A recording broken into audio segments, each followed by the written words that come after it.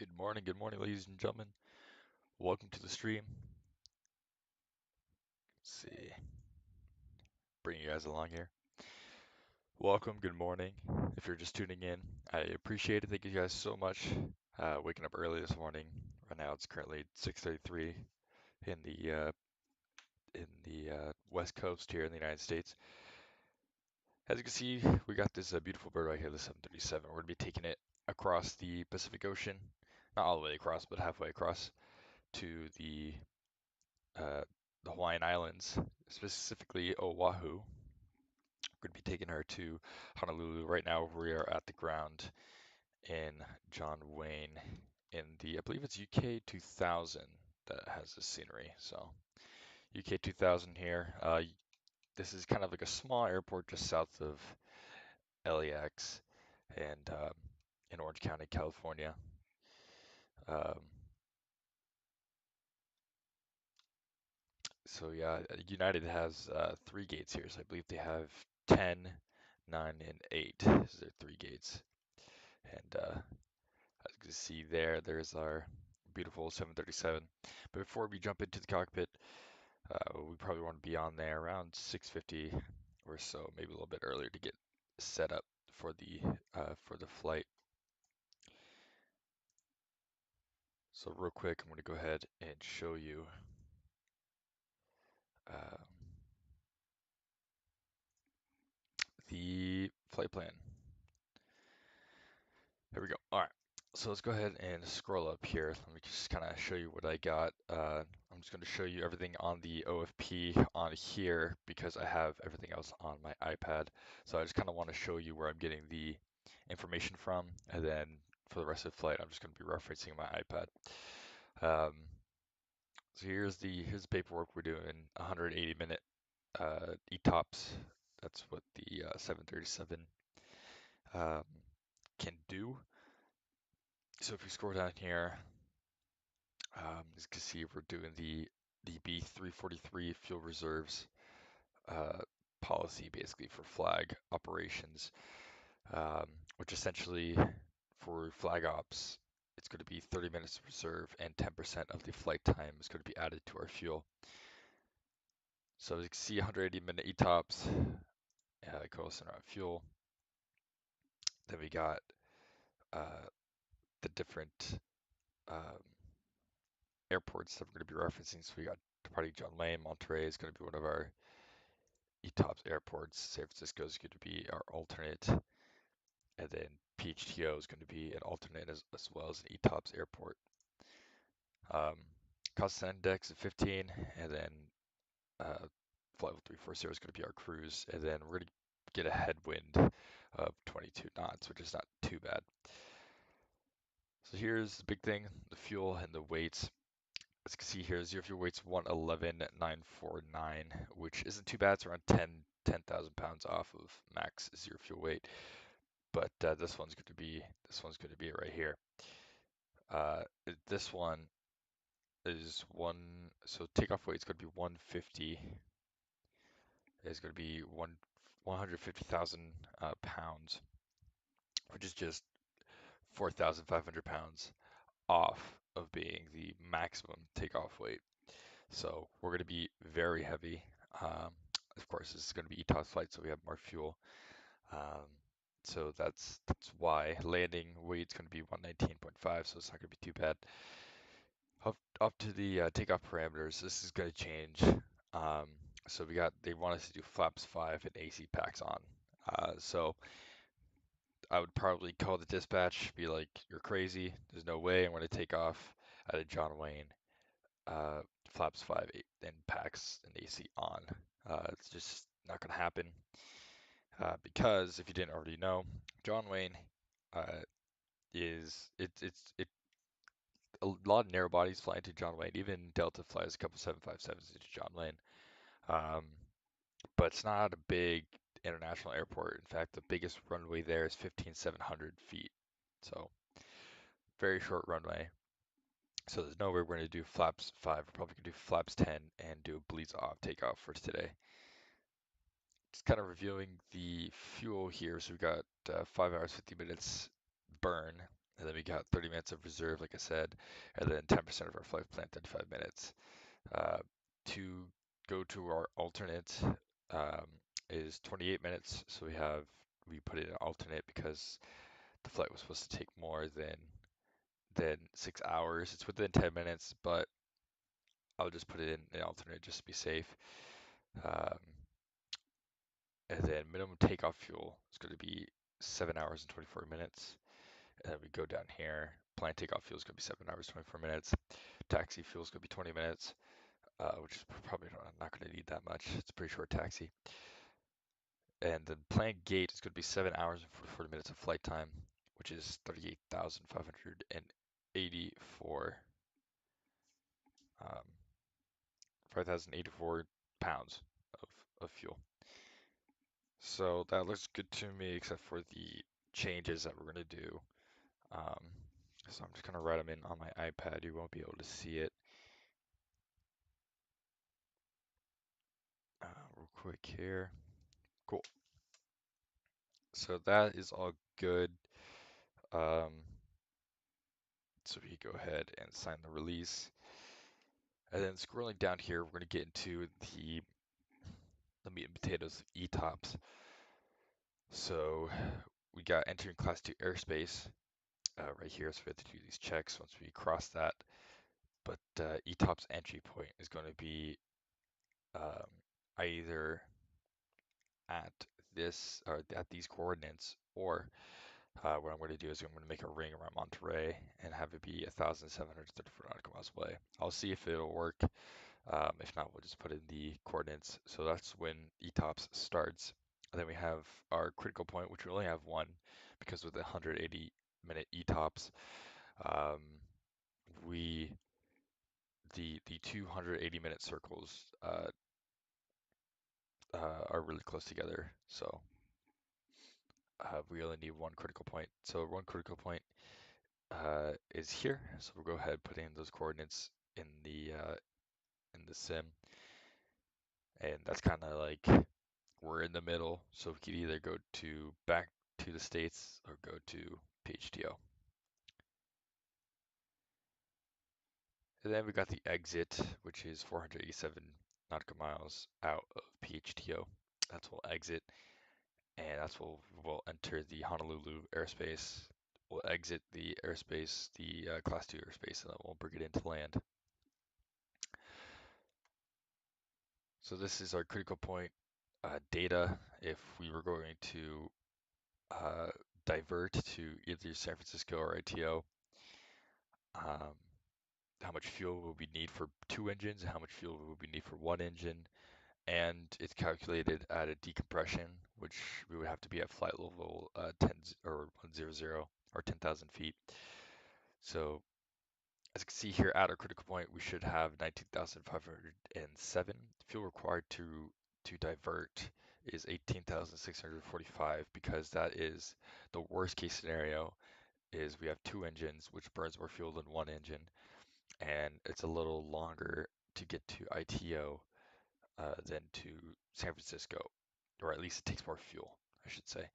So the most fuel is 18,645, whereas if we went to San Francisco, it'd take 18,533. So we used a higher number to create the worst case scenario, which is that, but we'll have plenty of fuel. So that is good there. Other than that, we already checked the NOTAMs. There's no NOTAMs pertaining to us, so we are all good with that. So without further ado, we could go ahead and get back into the sim. Here, let's see.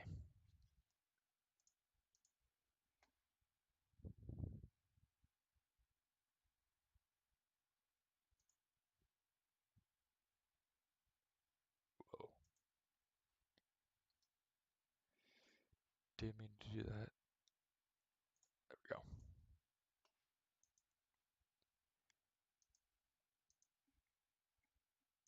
Cool.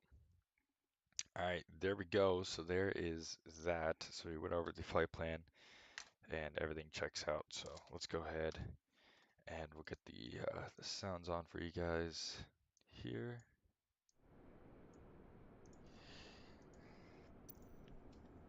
So we'll go ahead and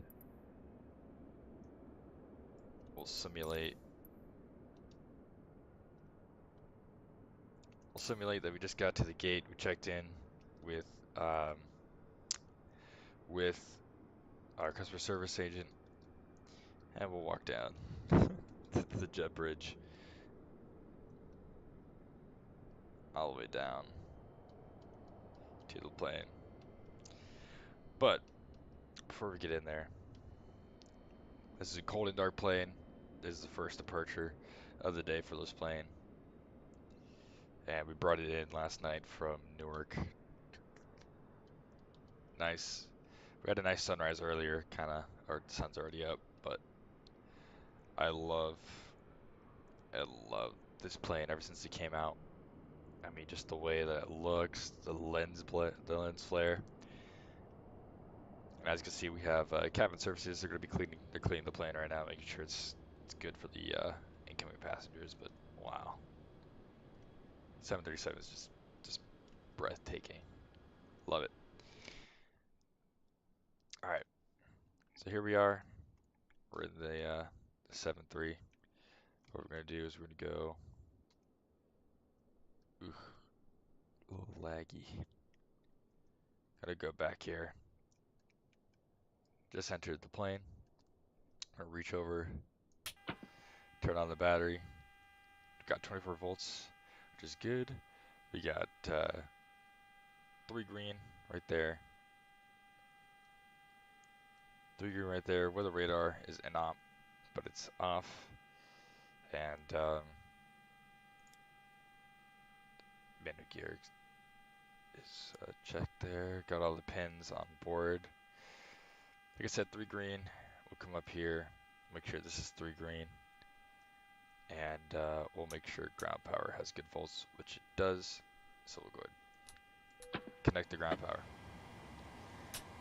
Go ahead, get the emergency lights on, and we'll get the window heat on.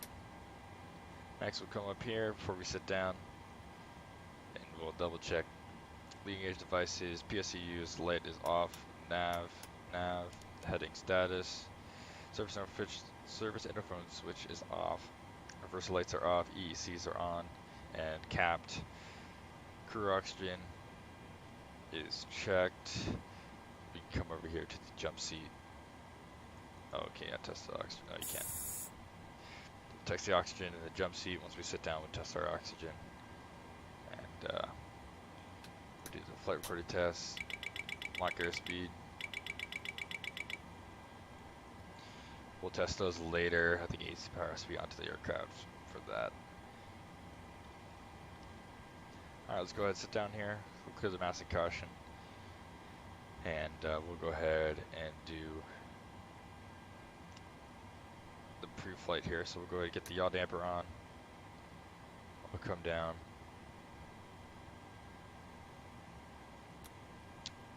Trust the crossfeed valve. It's good to go. Now we'll get the fuel pumps on. Alright. Next, we're going to go ahead and come in here. And we're going to go ahead and get the fuel on board. So we already have the fuel truck out there. We'll give them our fuel slip of how much you need, which is 38,548. And we'll start the refueling. And then we'll come in here and go to payload. And we'll set the payload at 0 fuel weight of 111.9. And that is good there. Perfect. Alright, we can continue with the pre-flight. Come down. Everything's good.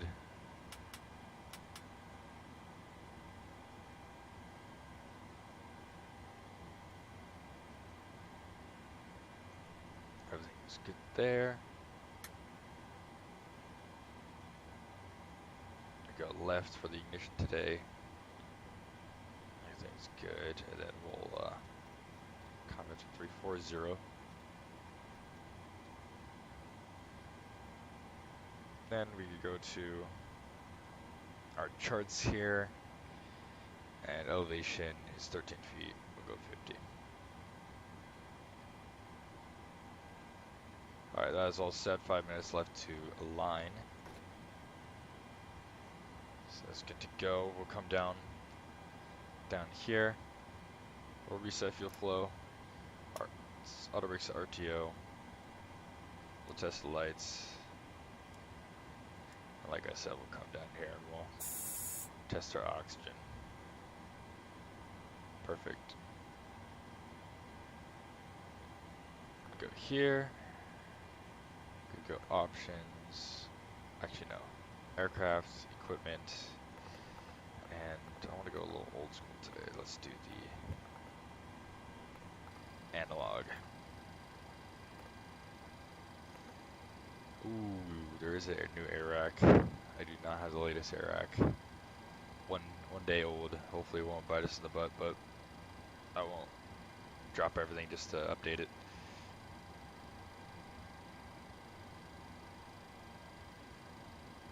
Hope everyone is having a happy Friday. I just want to let you guys know that, oh, let me get the overlay going. Just want to let you guys know that we do have a subscriber goal. My subscriber goal is going to be 100 subscribers by the end of summer. So I really do appreciate it if you guys hit that subscribe button. If you do like the content, I'm open to suggestions. So if you want to leave comments on what you want to see in the future, please do not hesitate to comment down below. And yeah, I just want to hit 100 subscribers by the end of summer. I think it's doable. And as you can see right here, we have 53 subscribers right now, so a little less than 50 left to go. So I appreciate all of you. All right, we're gonna simulate that the cabin cleaning is done. We're gonna go ahead and release that. They have finished cleaning the plane. Now we're gonna load up the snacks.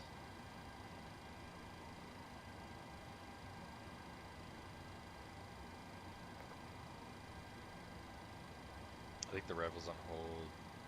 Oh no, because the cleaning. Wait, why is departing on hold?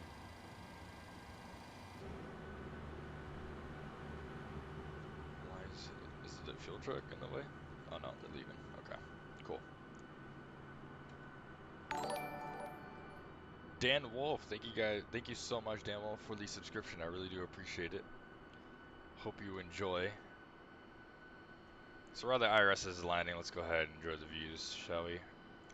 I'm on VATSIM right now, but no one's really on early morning.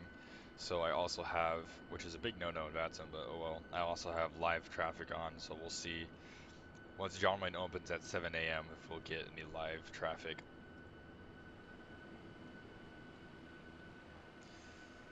But yeah, she's beautiful over here at gate 9.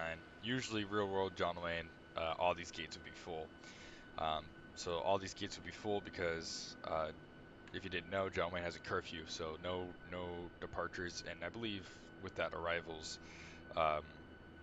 earlier than 7 a.m.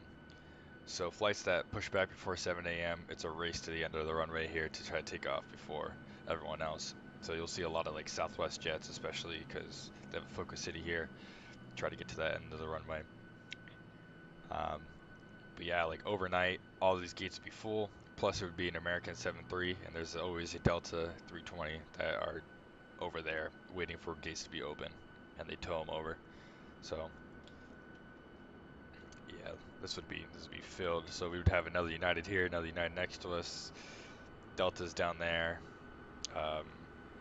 Alaska's down there, and then all these gates are all Southwest gates. All right, we'll go ahead and we'll get back into here. We got the snacks being boarded for the passengers because I'm sure they want food when they go to Hawaii. Aloha, Dan. Thank you so much. Yeah, this is a great plane. Honestly, in the beginning, when United first went to the Evo livery, I was kind of, I don't know, I was kind of iffy about it because when they merged back in 2010, with Continental, that was kind of like the nostalgic livery for me because I'm younger. Um, so yeah, I wasn't too sure about the Evo, but I think the Evo looks really good, um, especially in the sim, but also on the 7.3 like this. I think it looks great.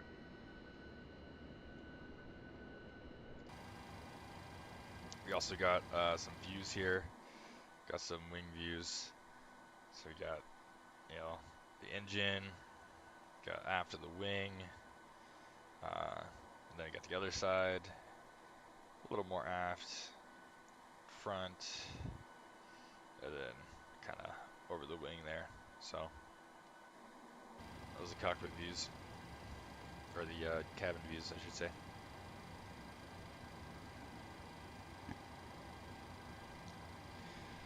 All right, let's go ahead and double check the IRS alignment. Looks like it's ready to be aligned. Cool. So let's go ahead, clear that, go to position. Again, my nav data is out of date, but it's out of date by one day. I'm not gonna go out of my way to update it right now. I'll do it later. We're here at John Lane. We'll pull the GPS coordinates and we'll plug it in just like so. We'll go to the route. We're going from John Lane to PHNL. There we go. And we'll go ahead and get a request from the company, and we'll go ahead and get the flight plan.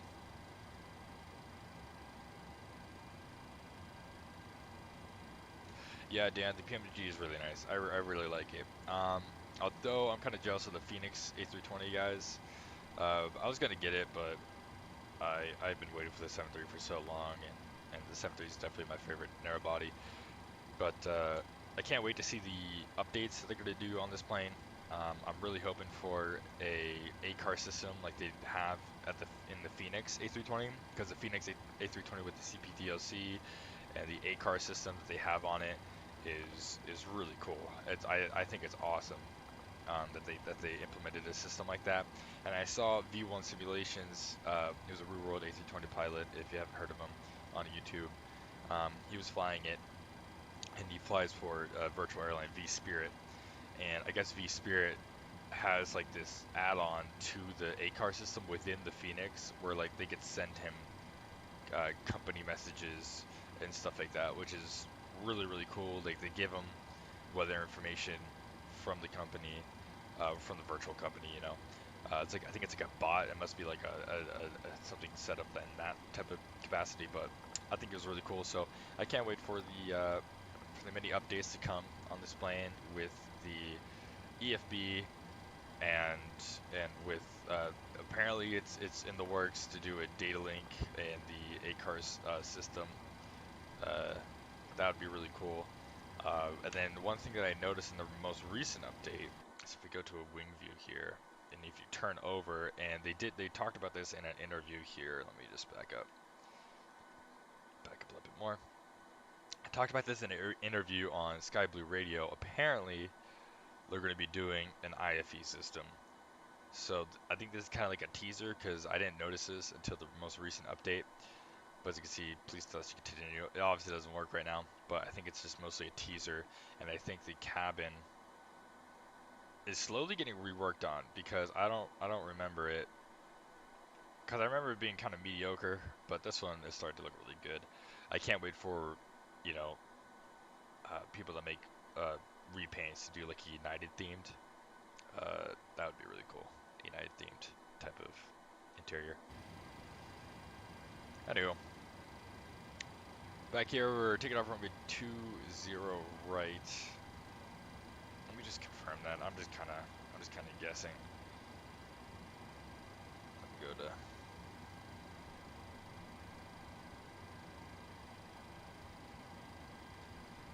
Let me double check the weather. I don't think the winds are that strong.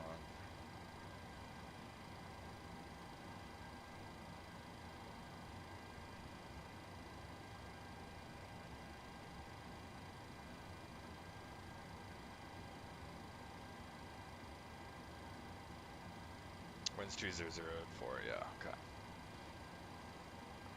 So we'll go to the Perf page here. Let me go ahead and pull up our flight plan again.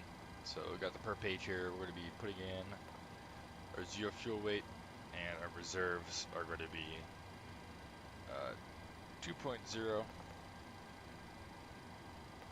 and for cost index, it's going to be 15. Cruising at 340. Execute that. Change altitude 18,000 feet. That is good. For N1 limit, we're going to go ahead and keep it. We're going to do a full takeoff, or full toga takeoff, I should say. No selected temp because we need all the power we can get to get out of John Lane with being this heavy. So we're going to take off. We're going to do flaps 10 for takeoff, and we'll get our CG 21.4%, and V2 is going to be 137. Gross weight's 150. Takeoff weight's going to be 150.7. If we cross-check that, we're good to go because max takeoff is 154.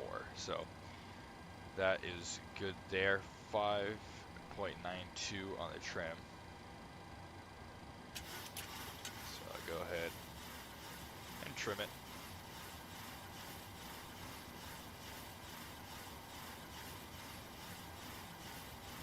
Cool. Alright, we got that going. Next we go here, and we go ahead and set up our NADP2, or NADP1, I believe it is here, for John Wayne.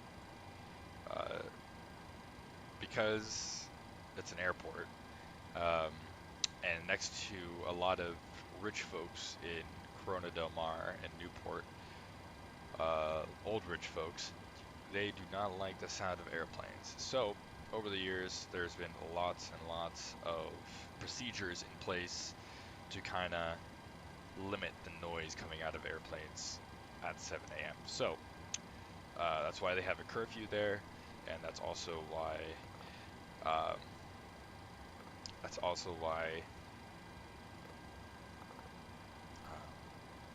on departure it's an NADP1, and it's a steep departure. So just kind of look at it over here. So thrust reduction, we're going to climb up to 1,200 feet. We're going to reduce thrust, and then we'll have that steep climb, and then we'll excel at 300 AGL. So runway wind, we just looked it up. It's going to be 2004.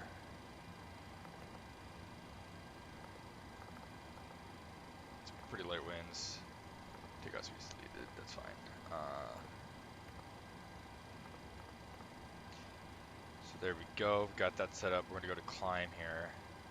And altimeter is going to be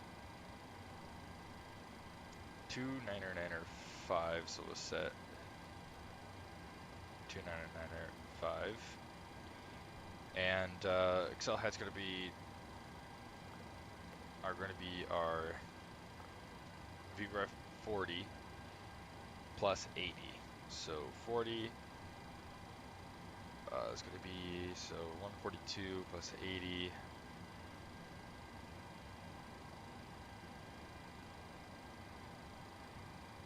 To 222. Is that going to be our?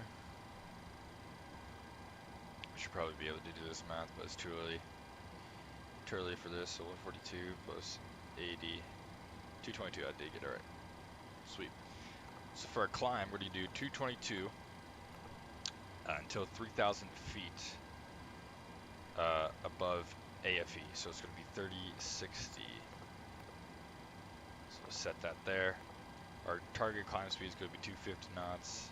We'll execute that, and then we'll kind of start from the beginning here and kind of go over everything just to make sure we didn't miss anything. So already set our nav data is out of date, but we're not going to worry about it too much. Position, we're at John Lane. Everything's good there. Route, John Lane, PHNL. Oh, I did not do our departure. Hold on. That's going to delete our takeoff speeds, but that's fine.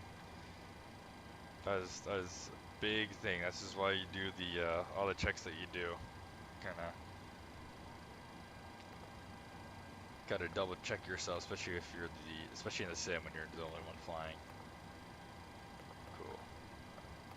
And then we'll do the arrival. The arrival into Honolulu is going to be the KSNA-2 Beta transition. And they're landing 8 right now, but we're going to wait to put in the arrival because in the 5 hours flight time, winds could change. So no discontinuities. We can go ahead and cross-check it with the flight plan. Did the gallop. Can do video. Good. Good. Perfect. So no discontinuities. Go to takeoff. We're doing flaps 10. 137. What if I went flaps 15? What would that do?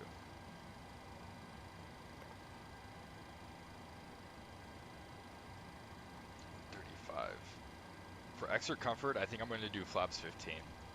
I technically have full authority to go to flaps 25 for departure, but I'm going to go ahead and do flaps 15 just because that gives me a V2 135, and I know I can take off the plane at 135 for sure, because I've had multiple times where I had 135 as my V2 speed.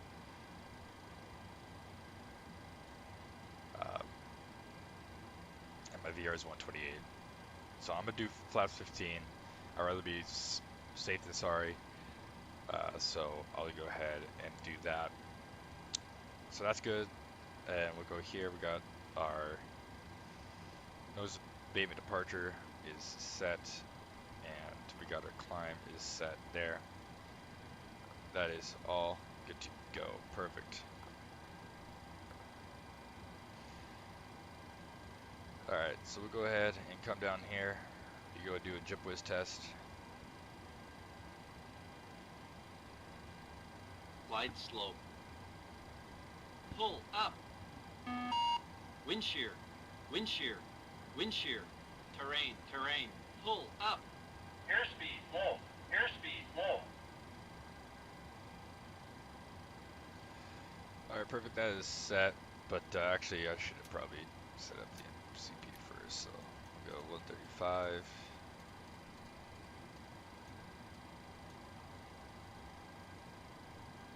And there's no ATC, so I'll probably just go straight to 340.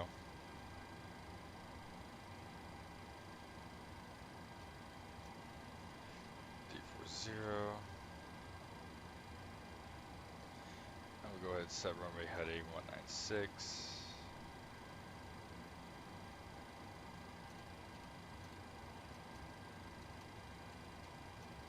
Perfect. Next, we'll go here. Test our squids. And then we'll come over here and we'll test the fire. Good. Silence it. That was good there. Cargo fire. It's good. And we'll get TA on. We'll put in a random squawk.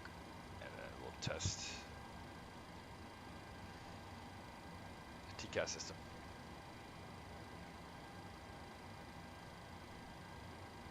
TCAS test pass. TCAS test pass. Perfect. Alright, so we're going to go ahead and release the galley. We're done loading in the snacks for the flight. And we're going to assume that maintenance has already come out because with ETOPS flights, there's a certain inspection that has to be done to make sure that the plane is good for ETOPS. So we'll assume maintenance is either doing the walk around now or already done the walk around. So that is all good there. We're running pretty ahead of schedule. Scheduled departure time is 7:50, or at least a pushback, and right now it's 7:07. So we're doing really good on time.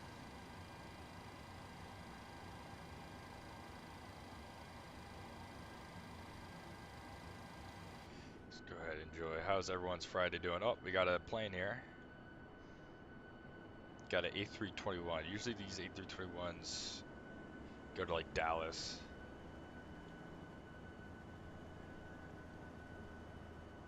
But since it's real traffic, I could probably look it up. Let's just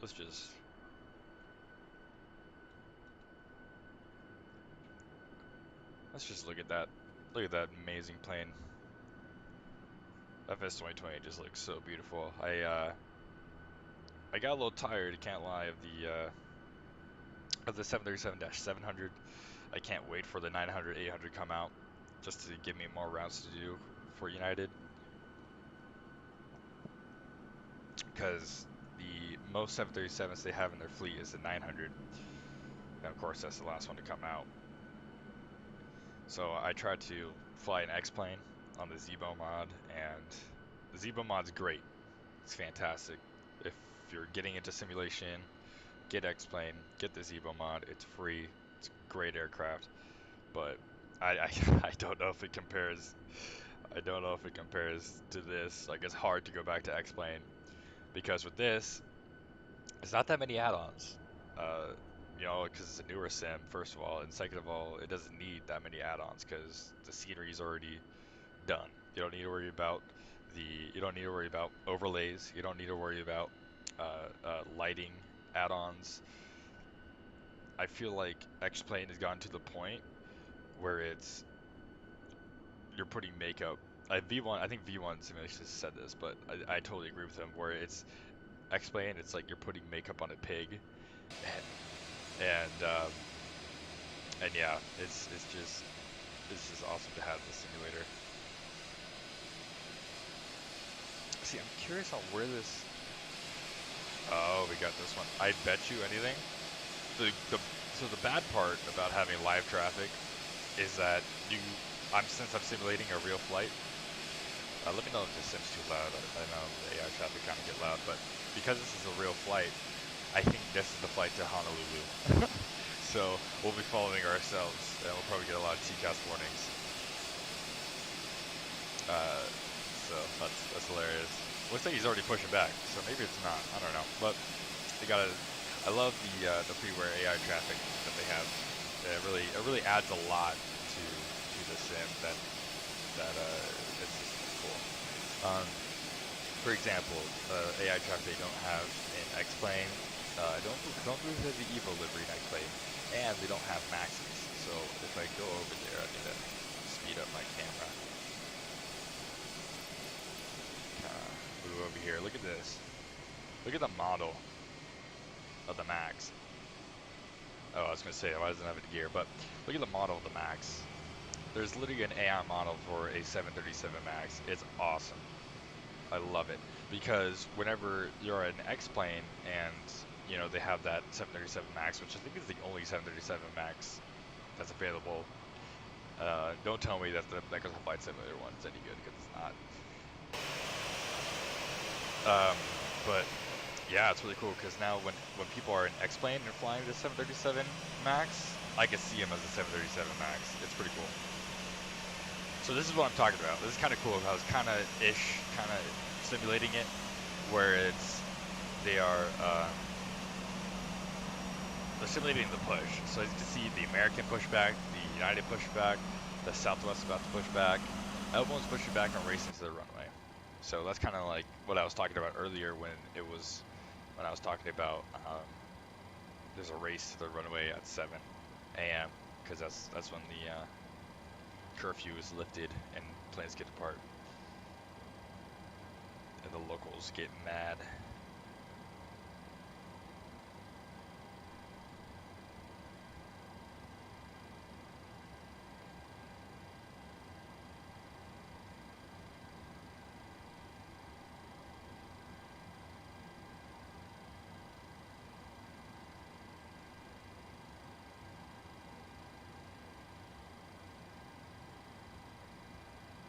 Trying to see here. I don't know why there was an A321 because there's no A321 right now on the schedule. And there's no 737 Max. Actually, no, there is. So that 737 Max, if it's the right one, it's going to Oakland. And then that 700, I think, is the Honolulu one because there's an 800 that's going to Houston. But there's no A321. But I feel like they have flown, American has flown A321s here. Anywho.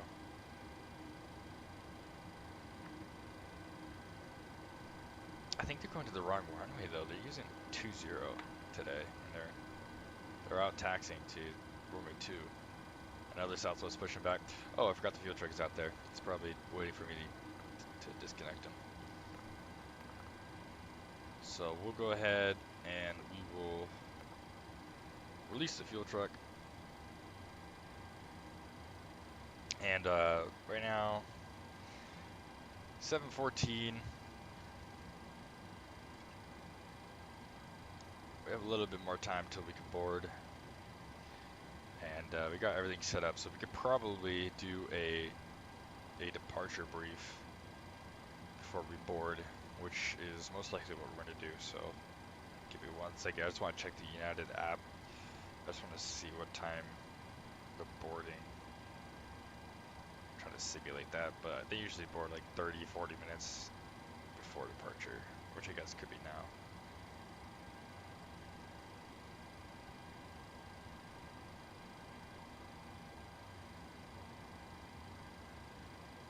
Okay, yeah, the plane is boarding.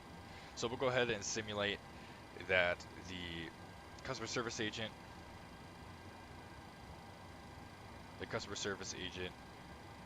came up to our jet,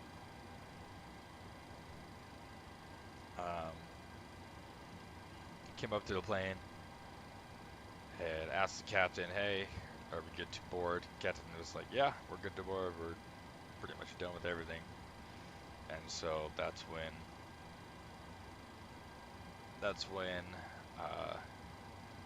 they'll start coming, start boarded. So we'll serve snacks, serve snacks and drinks, serve meals. United safety video, custom card is required. Yeah, we'll start the boarding process. And then we'll go here, and then I'll do, there we go. Using Pack X today. So that's the passenger add-on you're hearing in the background. And then the flight attendant will also be in my ear. So we'll start the boarding process. While they're boarding back there, we can go ahead and turn on the APU. And then while the APU is going to turn on, we'll go ahead and do our departure brief here. Go over some things. So are you ready for the departure briefing? Okay, so we reviewed the dispatch release and looked over all the weights and fuel requirements, and that checks out, and we're good there. Looked over our fuel plan and looked over weather at our alternates and ETOPS airports, and everything was good. Sorry, I'm distracted. I need to open up these charts so we can brief it. Fuel plan is checked. Maintenance status and MELs. Still MELs on board this aircraft. I just see if I can pictures. Dan, what planes are you looking for repaints for? Well, the PMDG, luckily, it's really easy to find repaints. You kind of just download them and then you use the PMDG Operations Center to import them. So luckily, the repaints are pretty good. For the Neo, for the A320 default Neo, for the fly-by-wire mod, I got some pretty decent Frontier ones off the flightsim.to website. Alright, so maintenance status MELs, no MELs on board, and no maintenance issues, so we're good for ETOPS flight today. No NOTAMs that pertain to us, our taxi plan here. We're going to go ahead and we'll push on Alpha, and we'll taxi Alpha Lima across 20 left, take off runway 20 right. For our taxi plan, there's one hotspot, hotspot 1 here, and if we look, hotspot 1, see 10-9 for hotspots, so we'll open up 10-9.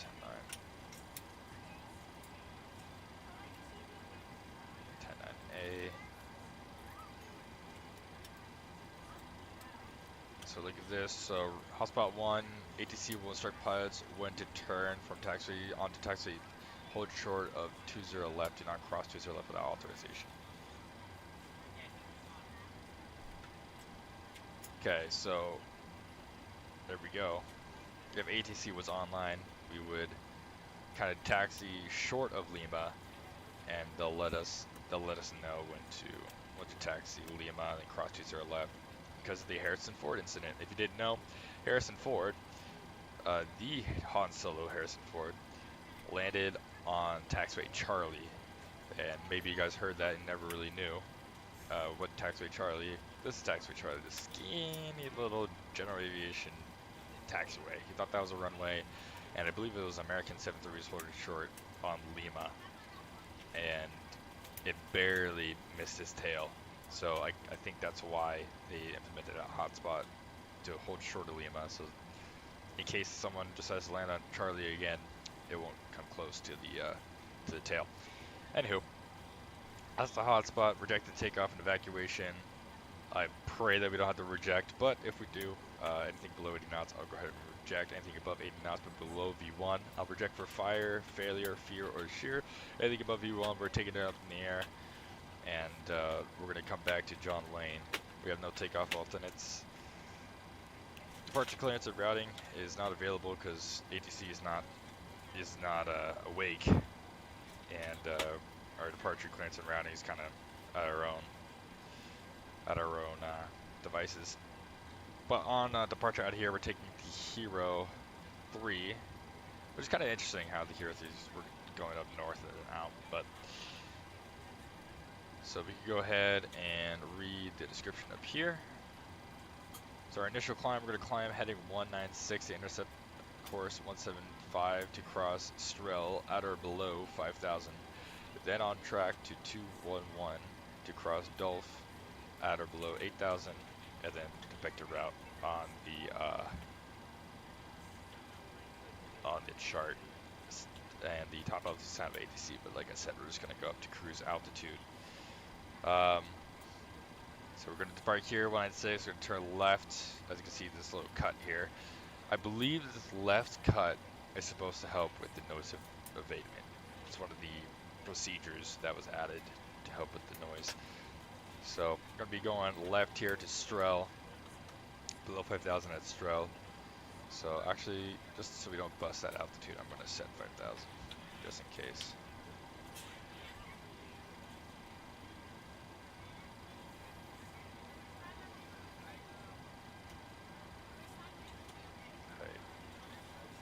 I have a feeling if I set up the cruise altitude, VNAV will get wonky on me. So we'll go to Strel, Dolph, McKay, out here by Catalina Island, to Sniper, Hero, Faithy, and Akai. So that's kind of our departure there. So went over that. Terrain obstacles, there's none in the vicinity. Displaced automation is going to be normal. Transit altitude is 18,000 feet, and I need to start UVA ACARS. So we'll get ACARS started up here. It's start, we're good to go, and we're boarding. Alright. I just started with MSFS last month. Did a lot of FS9, 10, or more years ago. I've probably the Aerosol CRJ for now. Yeah, the Aerosol CRJ is awesome. Just when I see other traffic, Airbus, Boeing, etc., they're all funky colors. I expect I need to download liveries. So with MSFS, are you talking about your AI traffic? I think you're talking about AI traffic. So with AI traffic, for me, it's like that too. So that's default. That's default MSFS 2020. So for me to get the traffic like I have, where they go? Are they down there? Why are they taking off down there? That's kind of funky. But to get the AI traffic that I had, I don't know where it went. I think they're down there. But to get that AI traffic, it's a separate add-on. Let me go ahead and get you a link here. I'm just going to give you a link to a YouTube video, and that will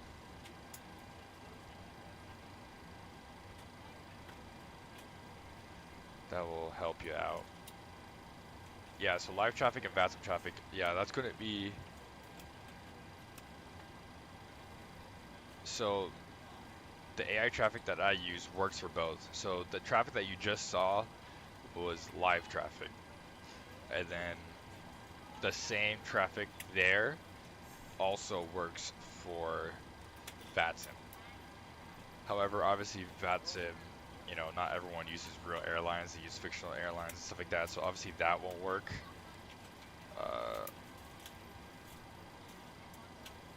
So obviously that won't work. But for most of the airlines like Southwest, Delta, and all that, the link that I'm gonna send you, that'll help you out. So there's the link. This is a YouTube video. It's a tutorial, so you can go ahead and kind of run through that.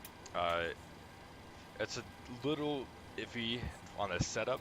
However, it's really worth it. And once you get the initial setup done, it'll be a breeze.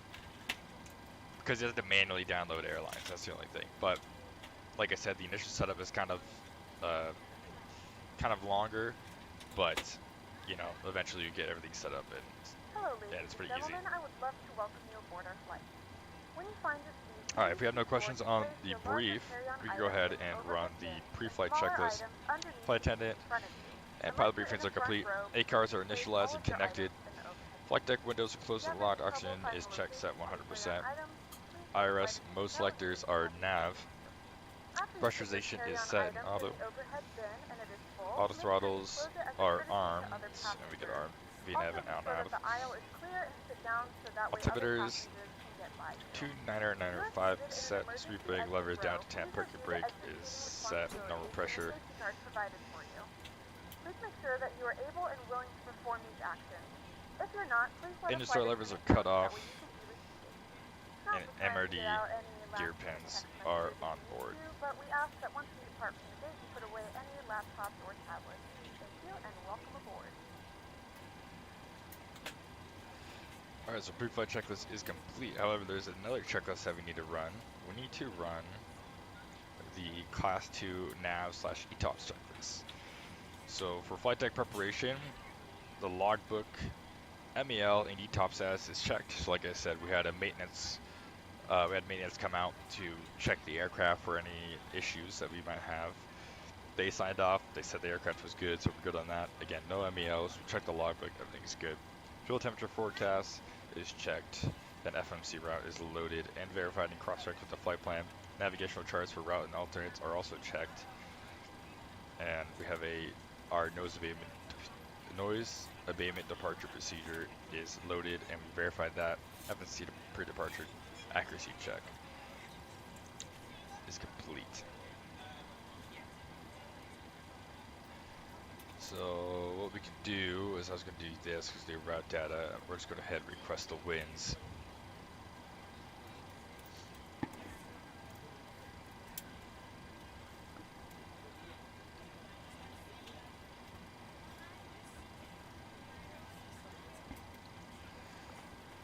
I'll go ahead and load them.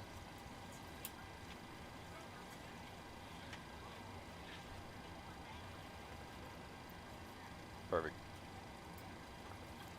Winds are loaded. We'll go to progress, and we got 10,000 pounds of fuel remaining.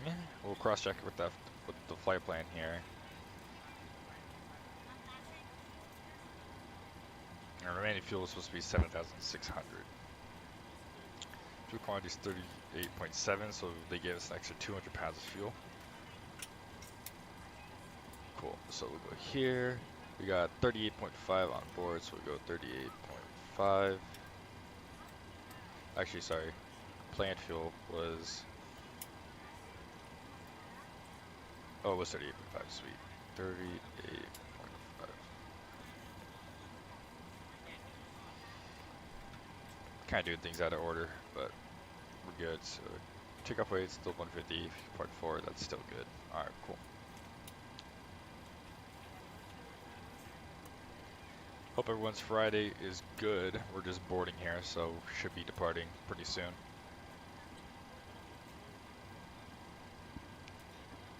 In fact, we can go ahead and pre-planned the pushback here. So we're gonna go ahead and push onto alpha.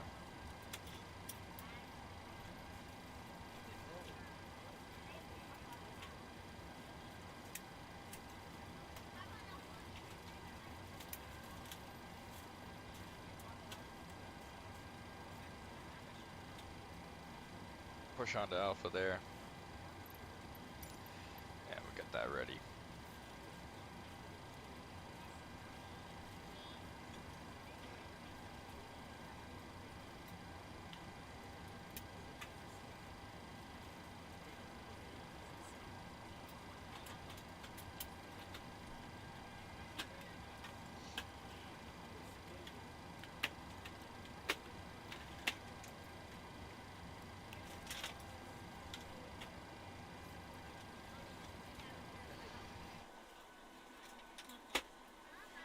Oh, we got another United. Can't tell, I think that's a 700. Got an American down there.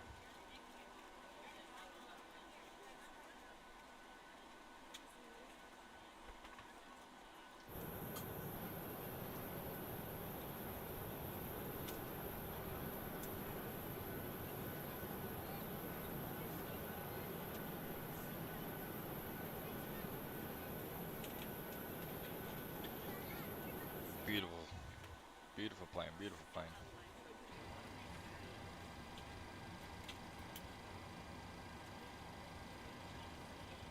Alright. So, one thing that I forgot to put in, which I need to, is our ETOPS entry points and our critical point.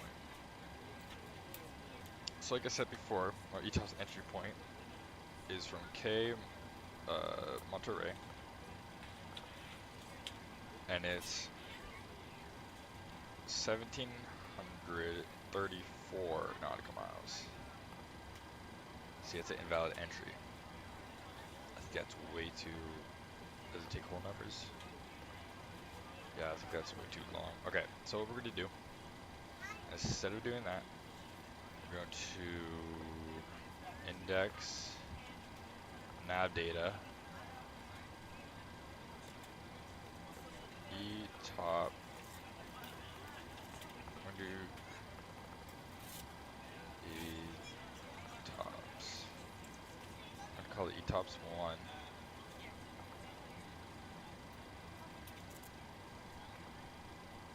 Options.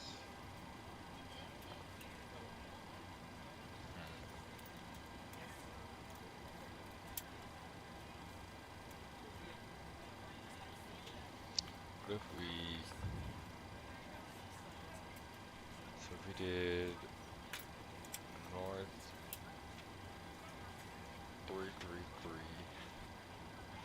9.4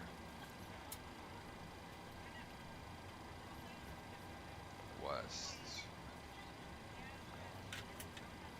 2932.2.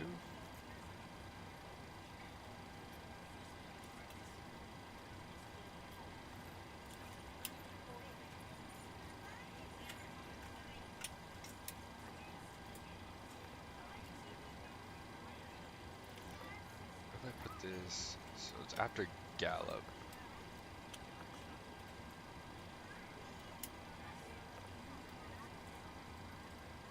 Oops. Erase. So if it's after Gallup, I would have to put it right here, I think. So let's do it again. So N 333 9.4 west 2932.2.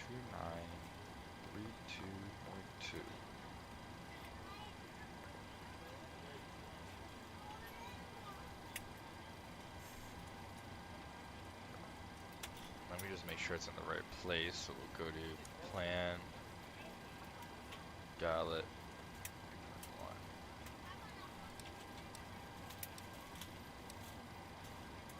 Yeah, that's good. So gallop, waypoint 1.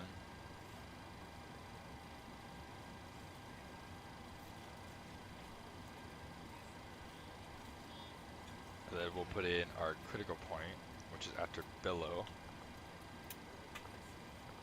And that is north. We're ready to go when you are. Perfect. 3103.7.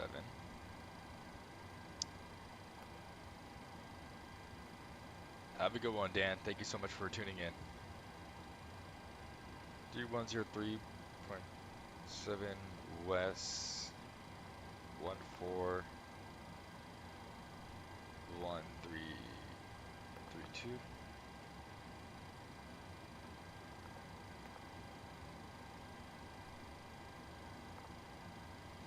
It's waypoint 2.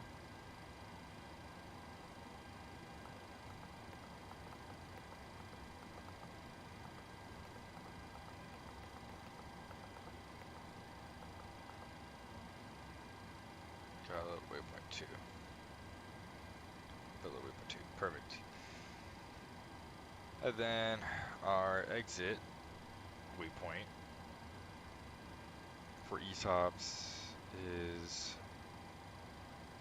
north 2551.9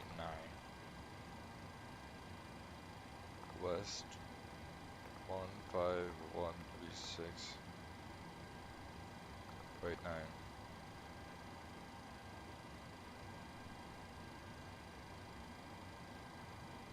That's after M key. We'll execute that.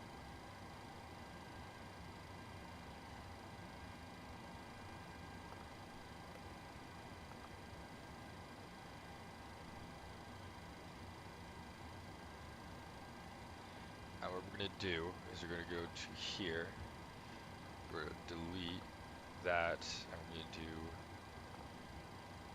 waypoint 1. 001. Waypoint 01.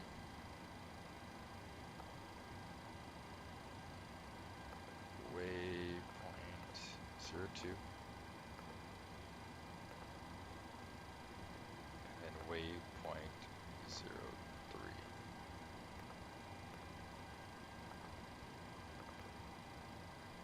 Waypoint 03. Perfect. Now we're going to go to legs. Now, if this works, we should be able to delete. Close the gaps. Delete.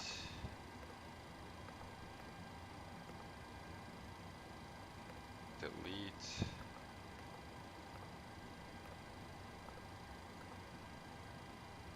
And now we should have no discontinuities, and we'll step through it. We'll step, step, step. Entry point. Step. Critical point. After below, right? Yep. Exit point. Into the arrival. There we go. Alright, that is set up the way we want it. Go to progress.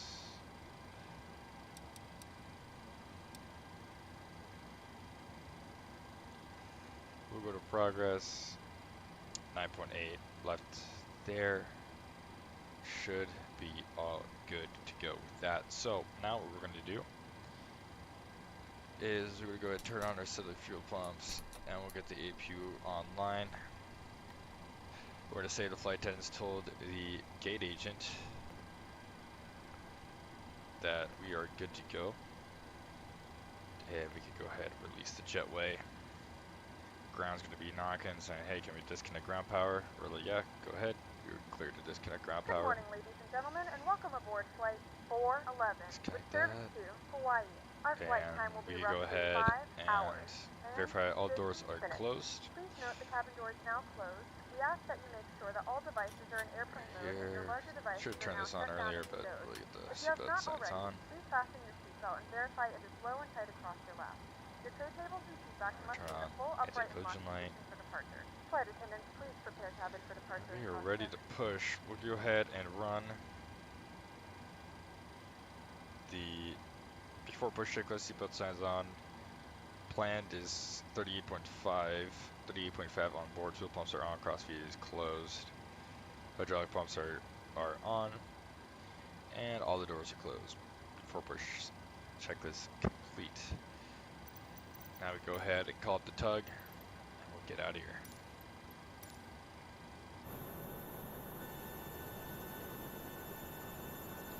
Oh, no way. I didn't know they had a model. There's an Airbus A220. And it's getting catered. That's kind of sick. The jetway is a little off, but that's kind of sick. I didn't know they had a model for the A220. And it's kind of sick how the AI traffic uses the ground services default to. Well, who cares about the Airbus? We have a Boeing right here. Alright, so the ground crew will go ahead and release the chocks, so we'll remove the chocks.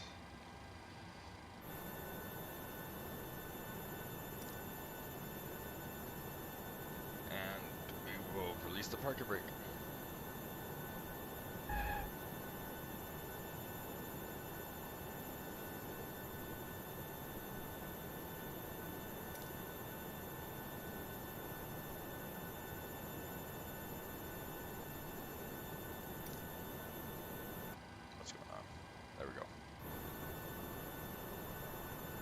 Push back.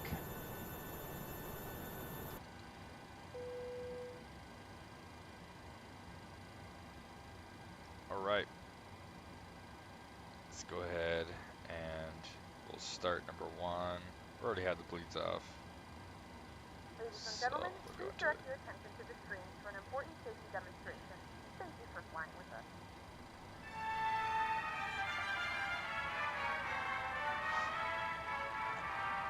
Pushing back here. Oh, you know what? Rookie mistake. I need leader. Welcome. We're excited to have you aboard, and we appreciate your attention as we demonstrate the safety features of this aircraft. FAA regulation requires you to follow the instructions of our crew members and comply with posted and lighted signs.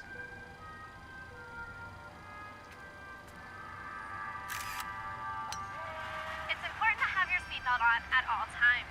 To fasten your seatbelt, slide the metal end into the buckle. Tighten by pulling the loose end of the strap. Lift the buckle to release. When the seatbelt sign is on, your seatbelt should be fastened low and tight across your lap. In case of unexpected turbulence, keep your seatbelt fastened, even when the seatbelt sign is off. ETOPS slowly rising here. Please take a moment to look around in order to familiarize yourself with the aircraft. This Boeing 787 has 8 exit doors, 4 on each side of the aircraft. If the doors are opened in an emergency, slide wraps will automatically inflate. In a water landing, slide wraps detach from the aircraft and are used as life rafts. All 8 exits are marked with overhead signs. As you locate the 2 exits nearest your seat, remember, they may be behind you. Got it! Starter cutout. If you're seated in an exit row, you may be asked to assist the crew during an evacuation. Continuous. If you're unable or uncomfortable, please ask a flight attendant to be moved. Meant to go to ground there. Continuous here. Exit path lights on or near the floor will illuminate and guide you to the exit. Look for a changing color or an exit sign. That's kind of cool how they have an A320 there, because in real life they have an A320 right there. There's always an A320 early in the morning right there, and there's a American 73. That's awesome. Okay, 25%. If necessary, an oxygen mask will drop from above your seat. If a strap appears, pull down on the strap to access your mask. Firmly pull the mask to extend the tubing. Place the mask over your nose and mouth and slip the band over your head. The band does not require adjustment. To start the flow of oxygen, breathe normally. Make sure your mask is secure before helping others. Should you need it, you'll find a life vest equipped with a water-activated light under or near your seat. When directed, pull the tab to remove the pouch. Tear open the pouch, remove, and fold the vest. Starter cutout. Slip it over your head.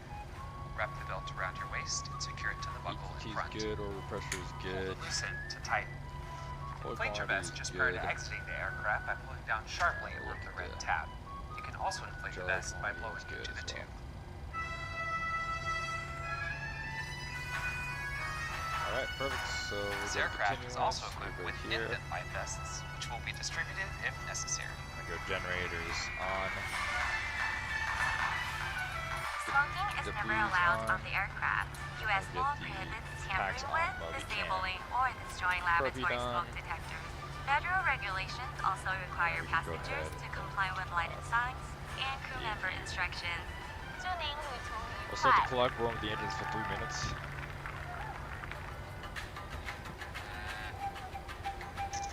Make sure you've switched all smartphones, tablets, and e-readers to airplane mode. Auto start checklist, generators are on, Perf Page is on, Large ATS as electronic required, devices recall must be is turned off checked. and stowed.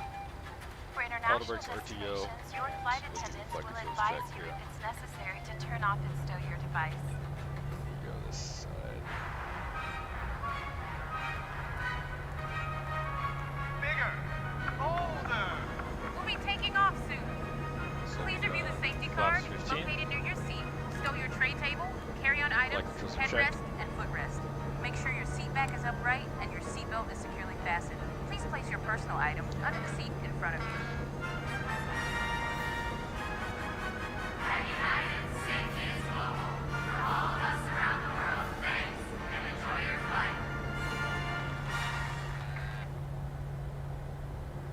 Alright, perfect.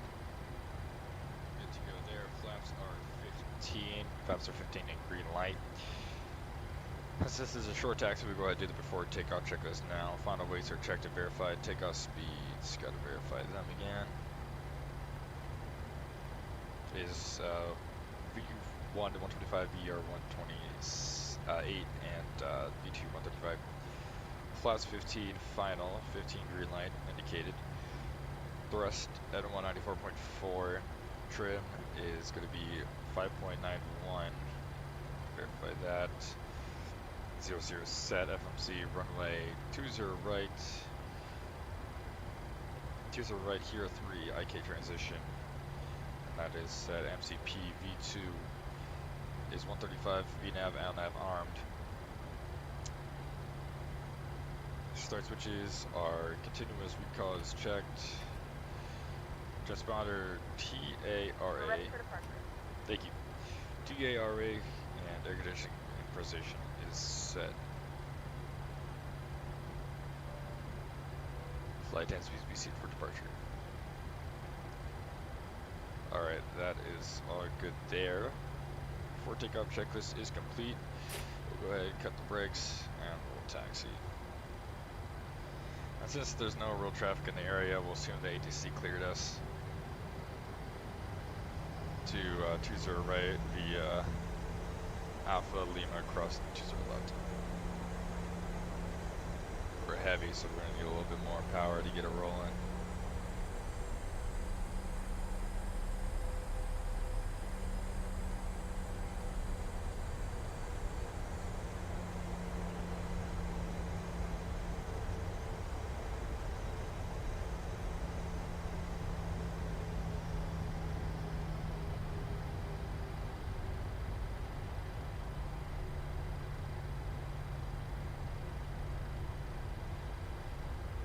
Cross the runway.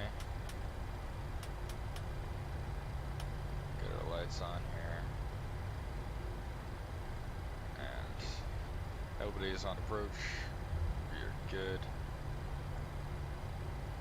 And nobody's on approach for 20 right, so we'll go ahead and line up.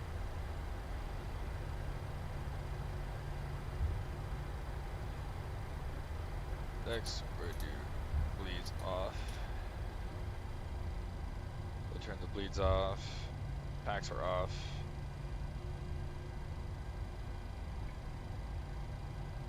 And we'll make sure to get as much runway as we can here. And taking it all the way to the edge. Alright guys. Let's get this thing in the air. 40%.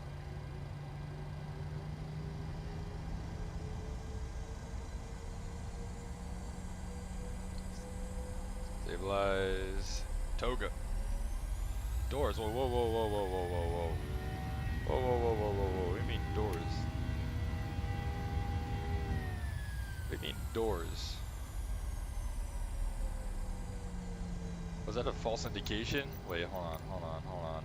Doors are closed. Like, double check that. Doors. Close, close, close, close, close. Ooh, that was a close one. Anybody know why? Anybody know why the doors light would come on? That was weird. That was almost bad. Okay. Okay, we're good. We're good. On throttle on. Arm. Renav, outnav.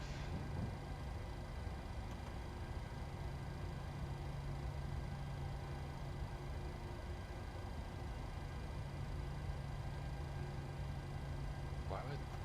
That was weird. Okay. Okay, here we go. Try this again. Sorry about that, I don't know why.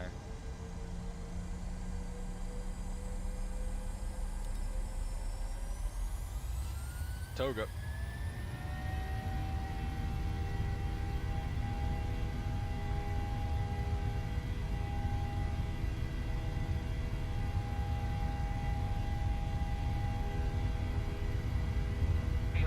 Cross-checked. Look at that. V1, rotate. Plenty of runway. Come on, girl. Get up there. Positive rate of climb. You're up.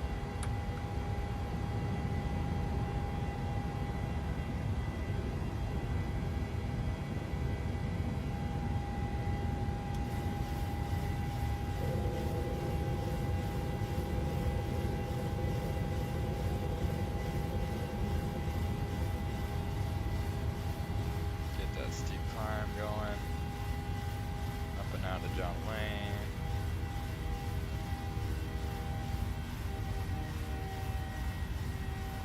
Left turn out.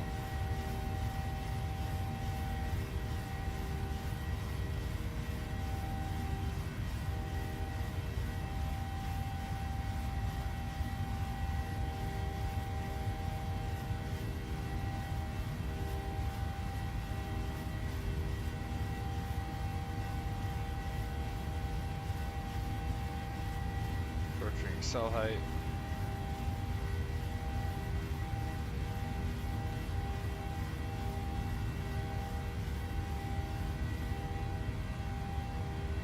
Cell height. Flaps up to 10. Then we'll move this to 8,000.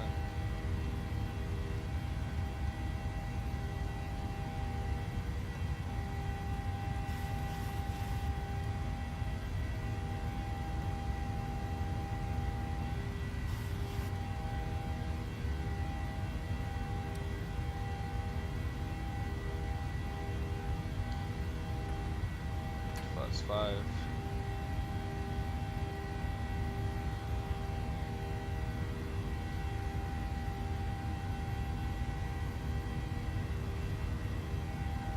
Flaps 1.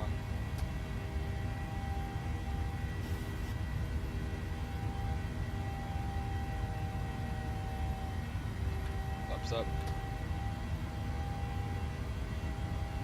Now we'll go up to 340.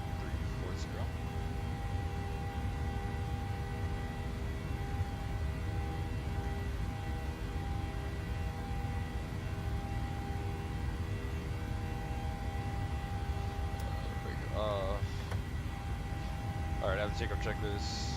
You can go ahead and turn on the engine leads and packs to on. Engine leads and packs are on and auto. High gear is off.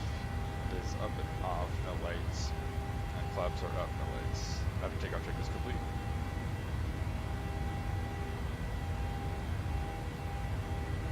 On the Hero 3 departure. Oh yeah, I don't know why it would show me it would show the master caution.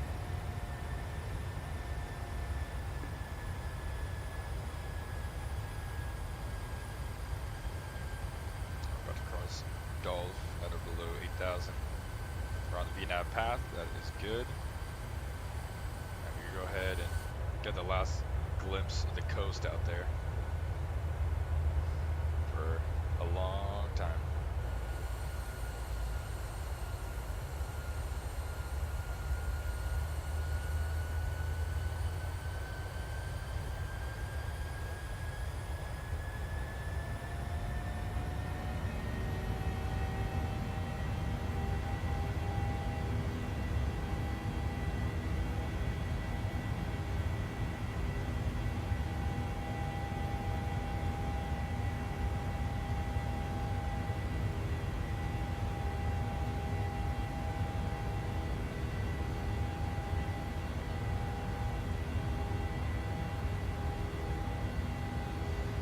Let's get a like on the video. Like on the video for this view out of John Wayne, huh? Look at the coastline. The last bit of land we'll ever see. Port of Long Beach over here. Let's get some lights. Let's get some lights. How you guys doing today? How you guys doing? Aloha. Welcome aboard United Flight 411 service to Honolulu. It's gonna be a long one, guys. I'm gonna need your help to stay sane. Need someone to talk to.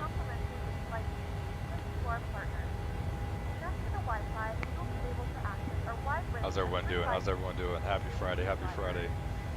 Let's get some likes for this wing view. Look at that. The sun reflecting off. Reflection on the wing. Coastline, scattered clouds. Beautiful. Whoa. Never mind. Overcast later just popped in.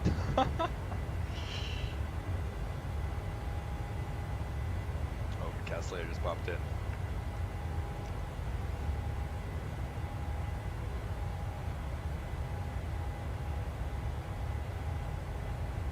Still got a little coastline over there. Mountains. How's everyone doing? In case you guys didn't already know, as you can see down here, we have a subscriber goal. We're trying to get to 100 subscribers by the end of the summer. Right now, right here, we have 54 subscribers. So if you do enjoy the content, you do like the video, go ahead and subscribe. I really do appreciate it. Any subscription, like, comment, chat, comment, whatever it is, helps a lot for the channel to grow. I love making these videos, so thank you so much for coming.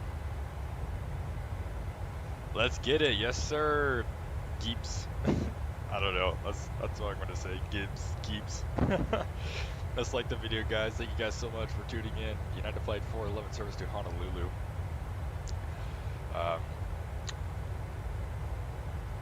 Let's see here. I have to like start thinking about what to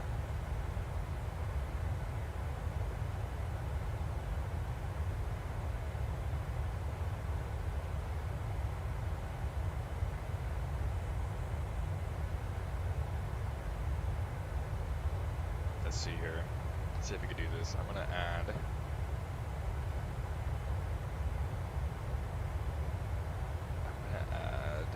a source, browser source, add new. Sorry guys, just give me 1 second. I'm gonna add this map. How's that? Can I? Oh, it does zoom in line.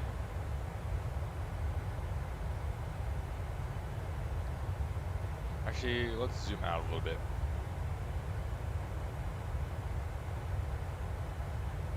Look closer, actually. Geebs. Geebs, already liked the video. Thank you so much, Geebs. I really do appreciate it. How do you guys like this map? Is that map good? Good zoom level. I figured I'd keep that there for you guys, just so you could see where we are.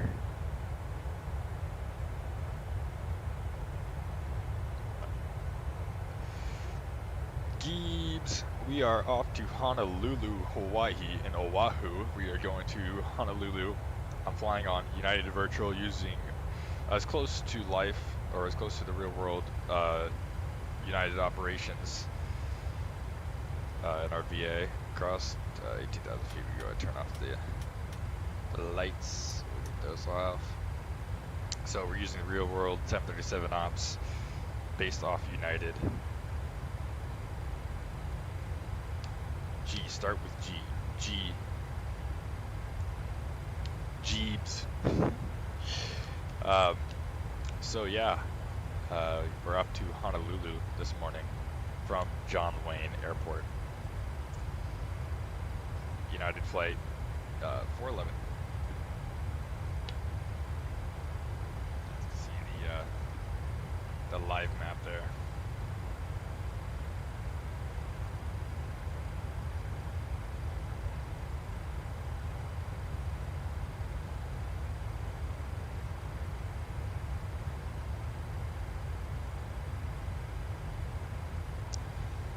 So, trying to give you a rough estimate here.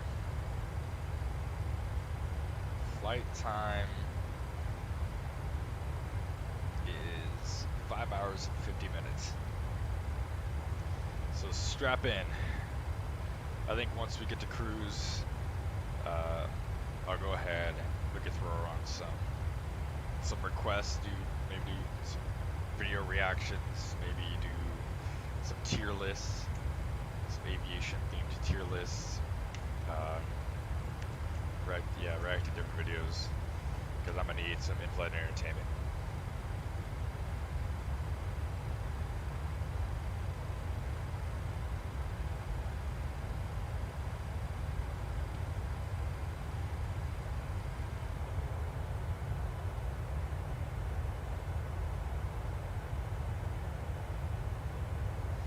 Ladies and gentlemen, welcome. If you're just tuning in, we are United Flight 411. We're currently on VATSIM.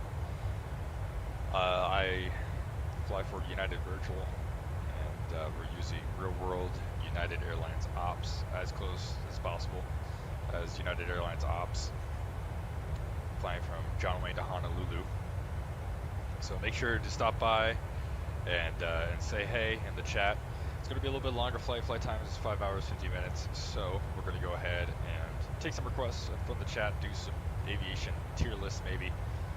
You know, do some videos to react to, or do some games, maybe some trivia. So make sure to stay tuned, and we'll go ahead and do that once we're at cruise. As you can see, the coastline here is Long Beach, California. Coming over here, LAX is going to be somewhere over here. Nice broken and scattered layer of clouds. Long flight, Jeeps. Long flight.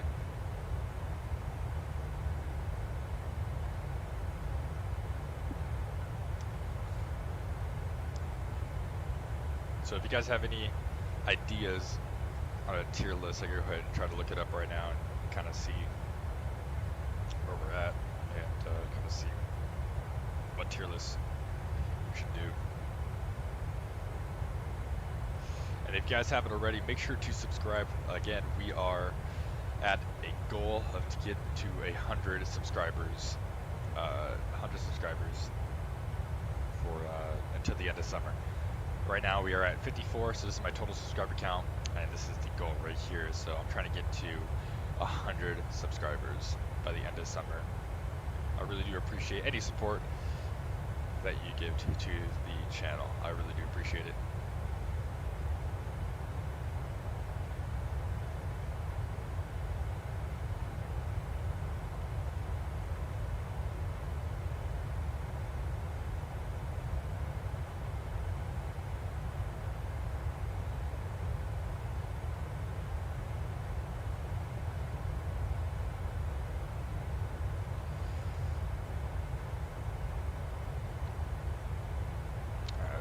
Check in.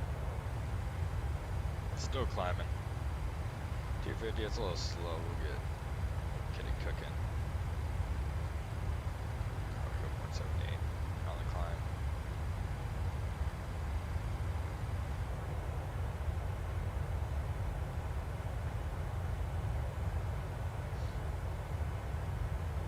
everyone's Friday is great so far. I hope everyone's doing well. TGIF.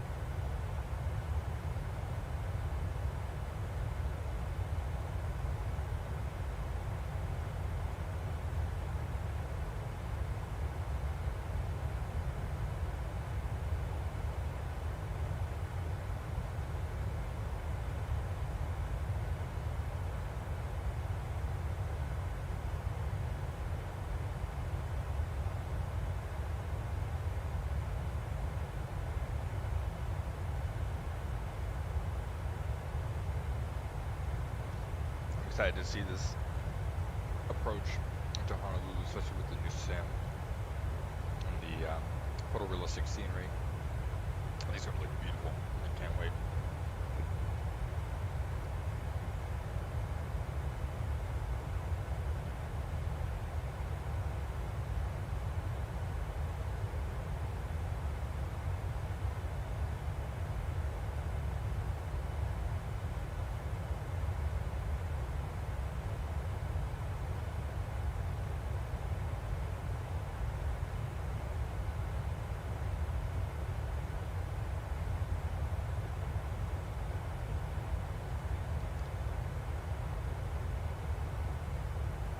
New to gaming? What games have you played so far now that you're new to the game?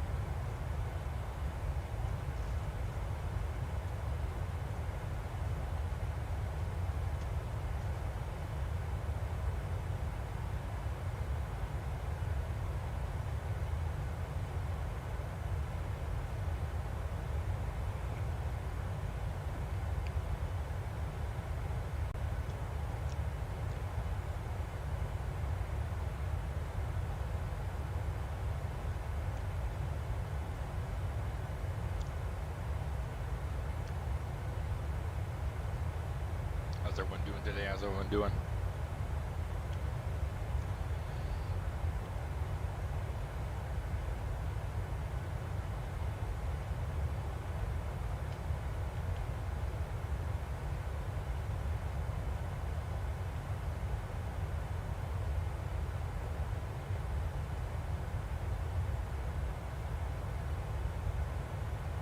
Oh, that's awesome. Yeah, man, game is a lot of fun. Game is a lot of fun.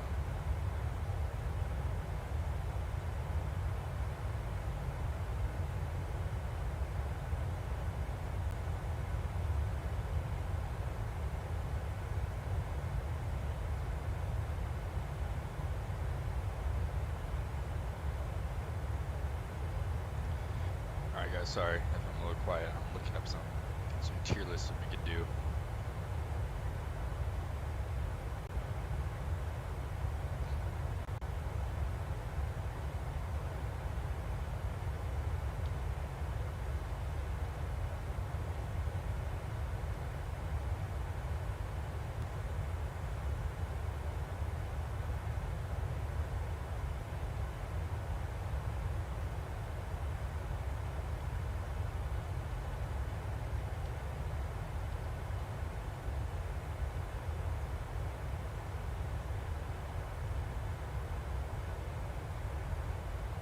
Yeah, getting the rest of the setup is kind of tough, but luckily right now it's a lot of the PC parts that are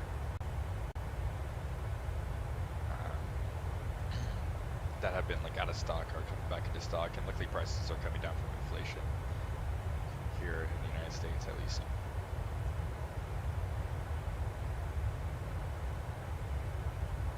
$479, yeah, from $699. Yeah, a lot of things are on sale. I'm noticing that a lot of things are on sale, especially with computers, which is pretty awesome. So you gotta take advantage of that for sure.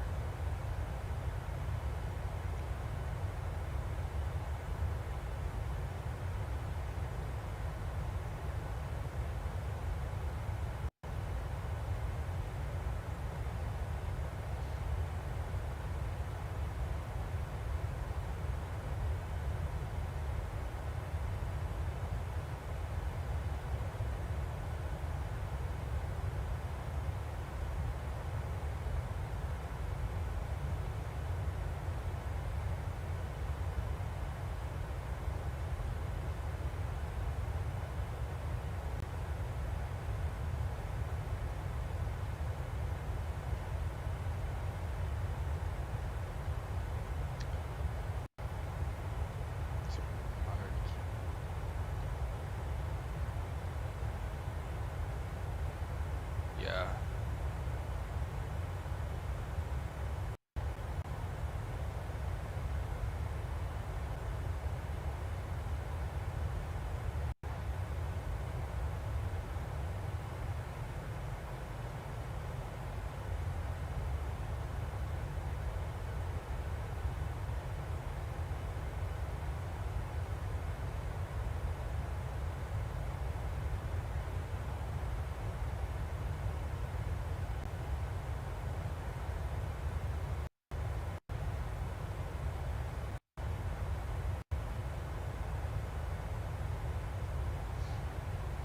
Yeah, man, you should be excited.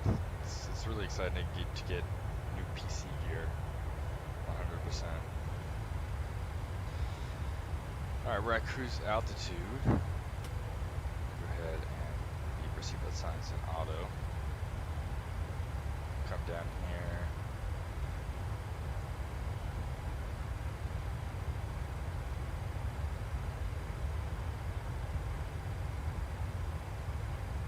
Cross check our fuel.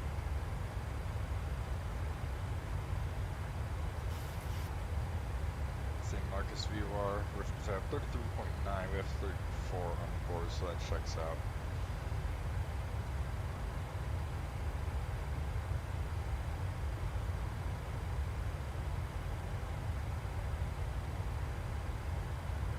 We're doing Mach 77 today.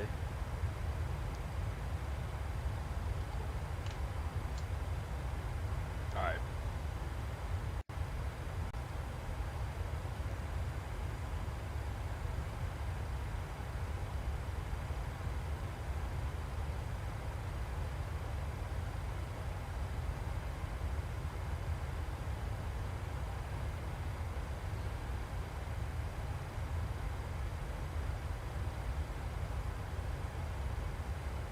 I feel like there has to be some good tier lists, but not finding any. Do you guys have any themes for a tier list that you might want to do, or any videos you might want to suggest?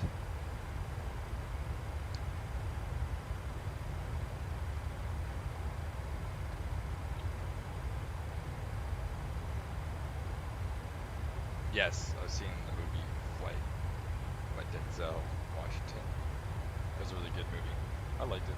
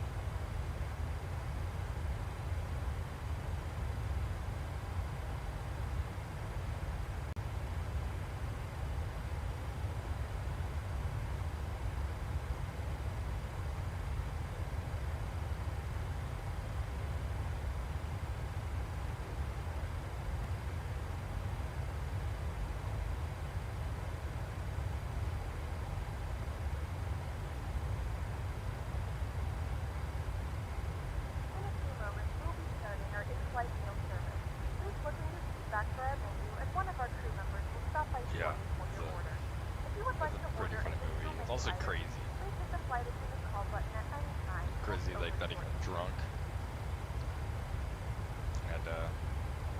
And I think it was pretty. I don't know about realistic, but it was pretty accurate. Not about the whole crash part, but you know, it's kind of the way they simulated it. It was kind of weird because they had a CRJ exterior with the MD-80 interior, so it was kind of funny to see that.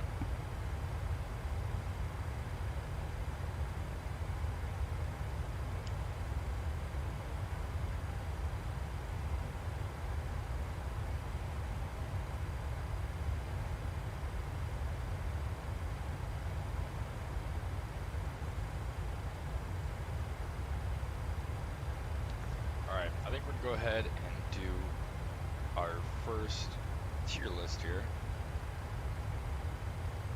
And we'll go ahead and kind of move this map. This map kind of onto the side over here. So this first tier list is aircraft. So we're going to be doing a tier list on aircraft real quick, then we'll go back out, we'll fly a little bit, answer any questions, talk about anything you guys want to talk about, and then we'll go ahead and watch the video tier list. Alright, the Boeing 707. You know, I'm not much of a classic flying guy. I like some of like modern stuff. However, the Boeing 707 is pretty iconic. I've been on the Air Force One Boeing 707, the Ronald Reagan Air Force One. It was pretty cool to be on that. So I think I'm going to give it a B. The Boeing 727. The Boeing 727 is pretty cool. I don't really know much about the older aircraft. I know of them. But the Boeing 727 is, I hear it's pretty cool. I don't know much about it to be able to appreciate it, so I think we're still going to go B. 737S. The 737 is cool. I know a lot of pilots might dislike it just because, you know, it has the same cockpit design as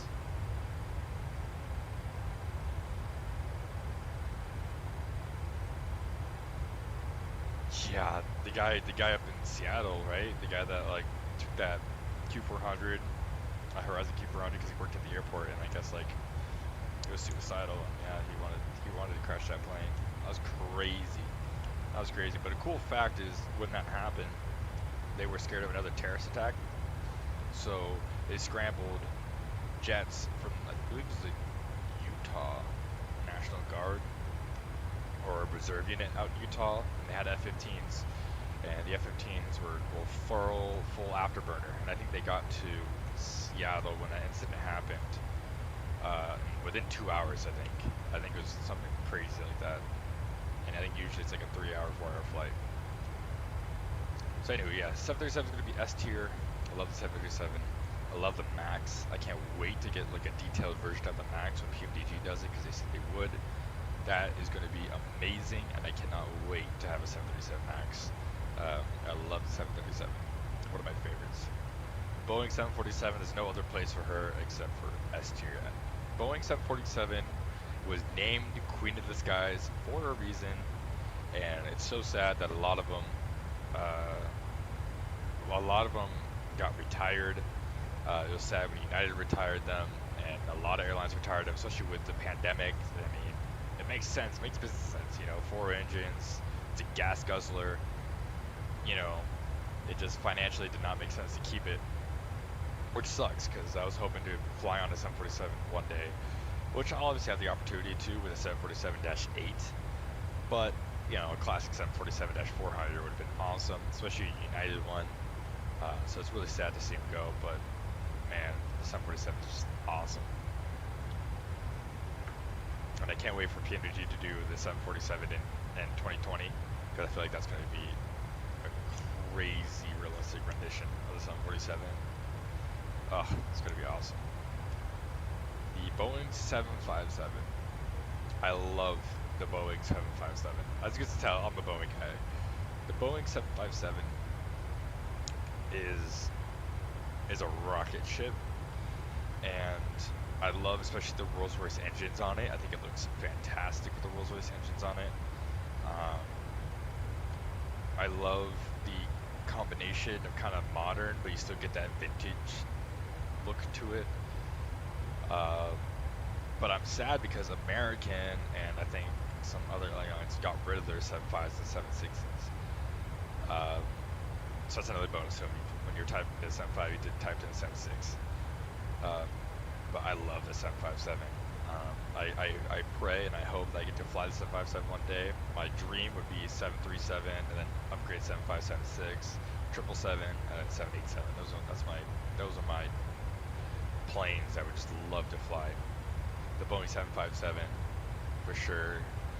I don't think I'd put it up here, but I think it's definitely an A tier for me.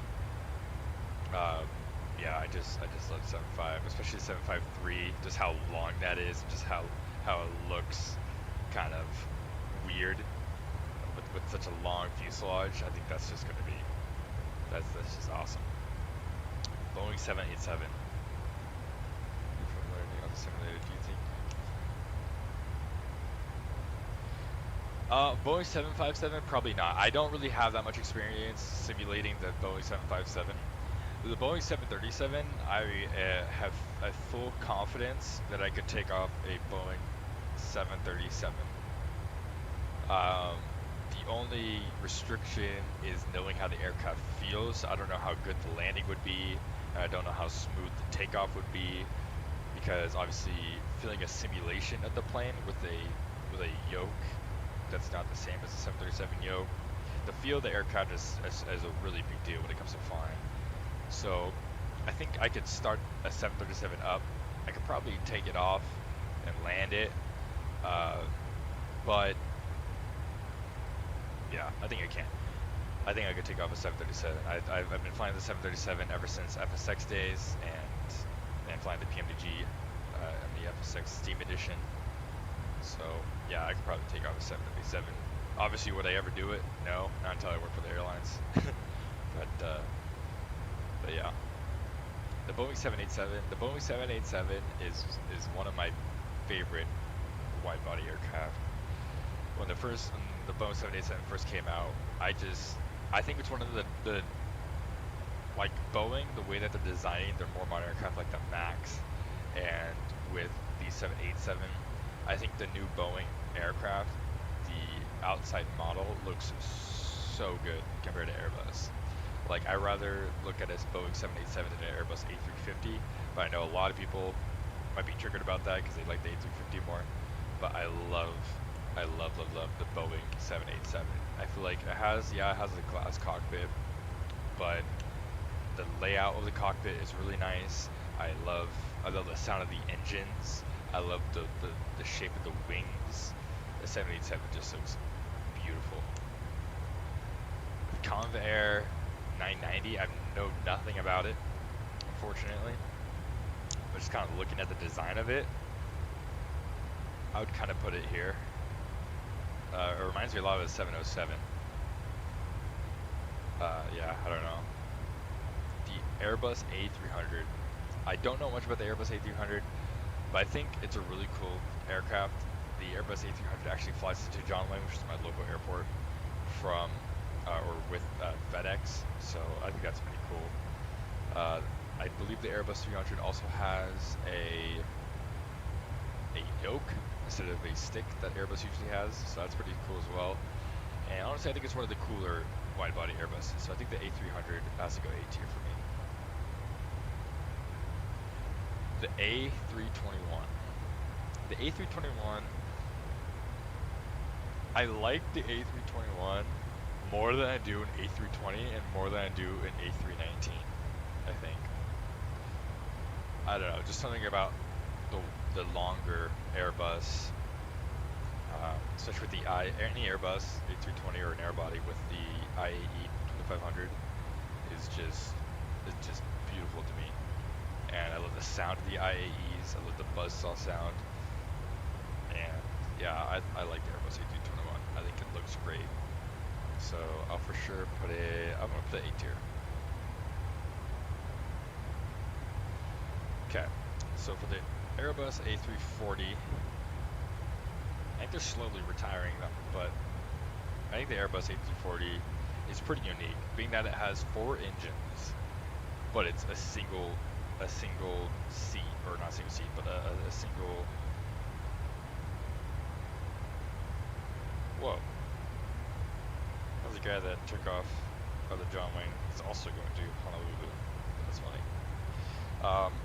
I think that how it has a single deck, I guess you would call it. Airbus A340 is pretty cool. So I think I'm going to put that A tier as well, just because of the uniqueness of having 4 engines, but it does have a double deck like a 74 or like an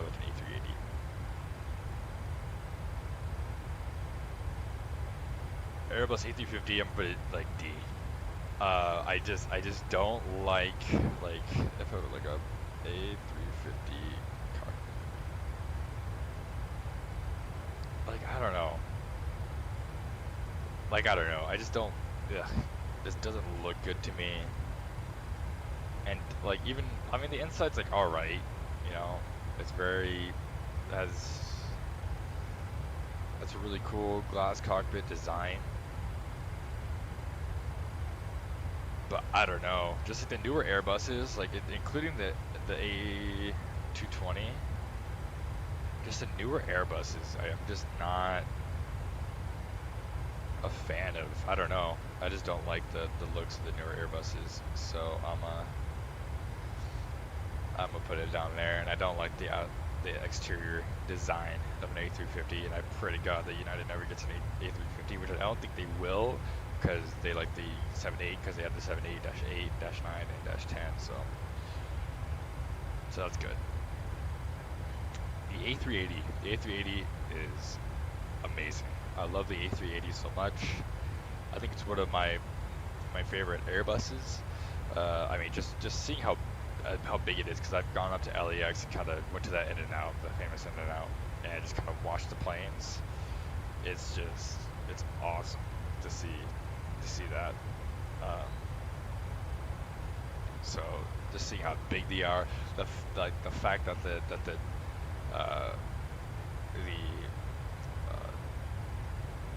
horizontal stabilizer is the wingspan of an A320 is kind of insane. Like it's just huge, and the fact that how that thing flies, I have no idea. But I love the A380, and I hope that I get to fly it on the A380. Bonanza 35, never flown on or in or flown a Bonanza 35, but with the VTOL, I feel like that looks pretty sick. I'll give it a B. Skyhawk. I've flown it a couple times, been in a Skyhawk a couple times. I feel like it's that classic, you know, trainer plane, so I think I would give it an A. It's a lot of fun to fly for sure. Cessna Caravan. I think that's also going to be A. I love the look and the design of the Caravan. I'll probably go A. The SR-22. It's a really cool general aviation aircraft, the SR-22. I really like it. The fact that it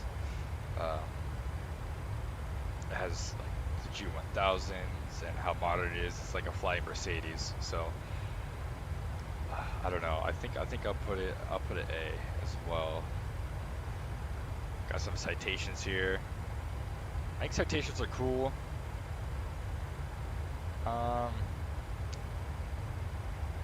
I've flown the Citation CJ4 in 2020 and I liked it, so I'll put it here. It was cool to fly that.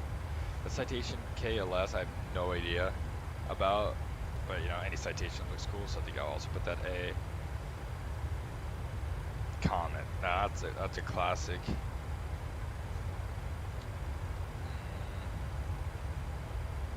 It's my trigger move because I'm putting a lot of the vintage stuff in B. I'm going to B. Because I feel like the classic airliners are cool to look at, but I don't know that much about them. to be like, yep, that's my favorite. Just put it at a higher tier, so I'm gonna keep it at B. The Concorde, S tier. I think the Concorde is a really cool piece of history. I think it's a really cool jet. I mean, to say that you could go across the Atlantic in 2 hours, that's just amazing. And the fact that that was available in the 70s and 80s, right, is just insane. And the fact that there's going to be the Concorde version 2, basically, of that new company. I forgot what it's called, but United bought some of those planes. I mean, I don't know. I think it's cool. Would I ever want to fly one? Maybe. But I know for a fact I want to fly the 7.8, the 7.3, the 7.5, and the 7.6, and the 777. Would I want to fly Concorde? Maybe. I mean, it depends on... I mean, I don't know. It's just so cool to say that you flew the Concorde, but I don't know. We'll see. Lockheed Constellation, also B tier. CRJ-200, I'm gonna F. I mean, I feel like nobody likes the CRJ-200 just because it has the interior is just so small, and I don't know. It's just not for me. I do not like the CRJ-200. Actually, I would say that I don't like the A350 more than I don't like the CRJ-200. I'll be honest. Nothing about the A350 excites me. I don't like it at all. CRJ-900, a little bit longer, but still a smaller plane. I haven't flown the CRJ-900. I've only flown the 700. 700 is pretty fun. I'll give it a C. DC-10, now that's a classic. And I love the look of the DC-10, especially in that American bare metal. That looks awesome. I'll go ahead and put it at an A tier.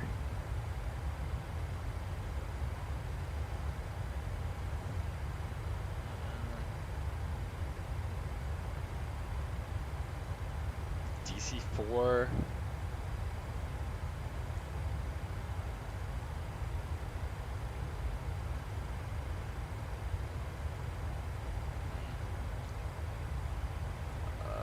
Guess B tier. DC-8 is cool.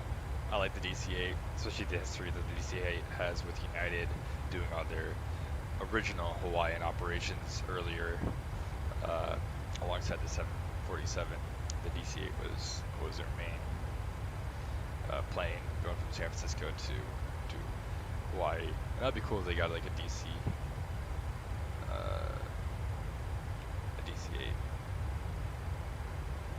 in the sim. DC-9. I feel like it's cool. It's competition with the MD-80. Put it at B. Embraer 175. I'm gonna put it at a B. That's a cool like jet and stuff, but I don't know about the tricycle yoke. I feel like I would like the tricycle yoke as much as I do the a normal yoke. Embraer 145, same thing. I don't know if I like the yoke, and it reminds me. Embraer reminds me too much of Airbus. Extras are cool. I'll give it an A, just because the aerobatics that the extra could do is pretty awesome to see.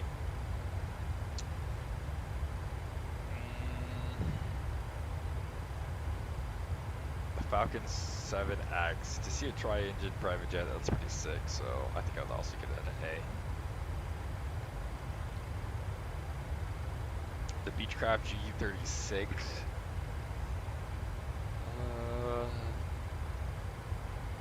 I'll give it an A. I like the low wing aircraft.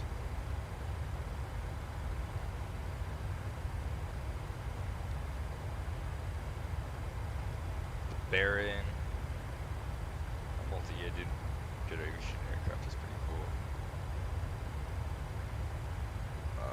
I'll give it an A. Gulfstream.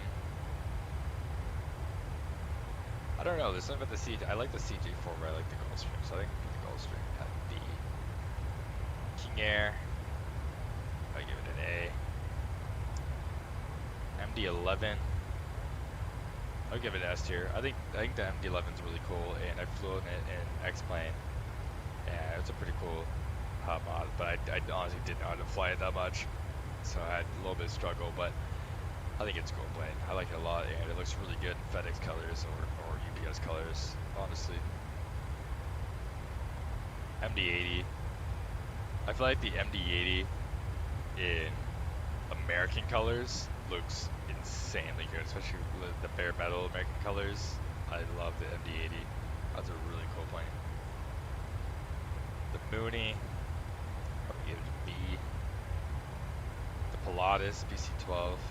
My friend flew the Pilatus. I give it an A. Piper Archer, that's what I'm going to do my flight training on. I love the Piper Archer. I'm going to give it an S tier. I love the low swept wings, and I don't know, I love the look of Archers. The look of Archers are amazing. The Cub, the capabilities are super cool.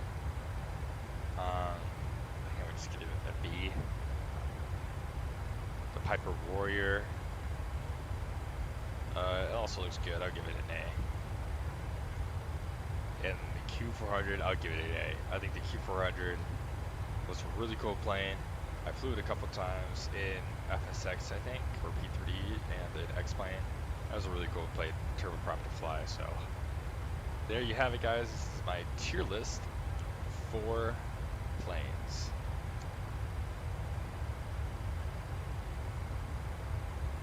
Let me know if you disagree with any of these. Let me know what your tier list would be.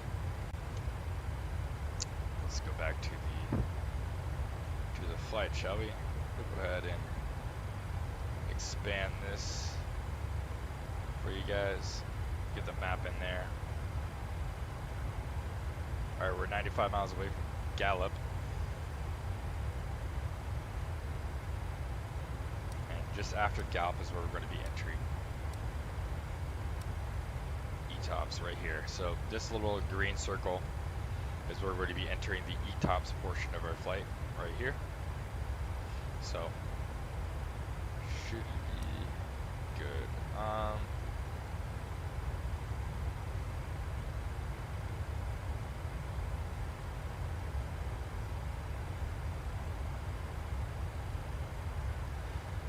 So this is a little late, but we'll do the entry across to airspace. My compass and deviation is checked. So we did our gross nav error check. It's 2.0, max 10, so we're good there. HF frequency primary. So we'll go on 122.8. I don't know if we'll be on it, but there you go. Com2 will have 121.5 for our emergency frequency.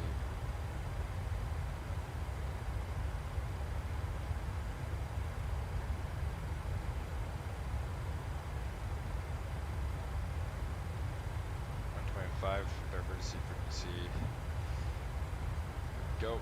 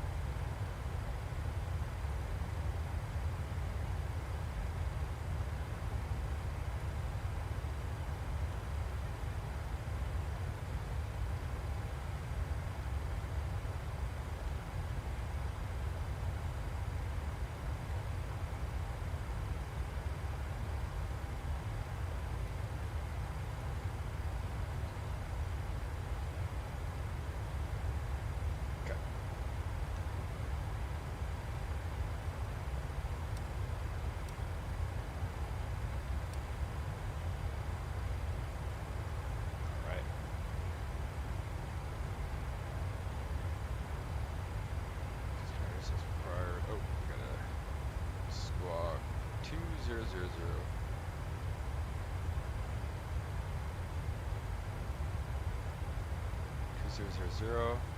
Good. We're good to go there.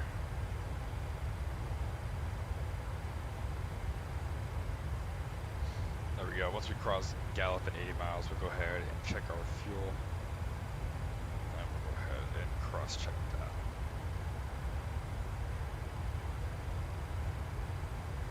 Happy Friday if you're just tuning in. We're United Flight 411. You should be able to see it at the top. We're United Flight 411. We're going from John Wayne to Honolulu.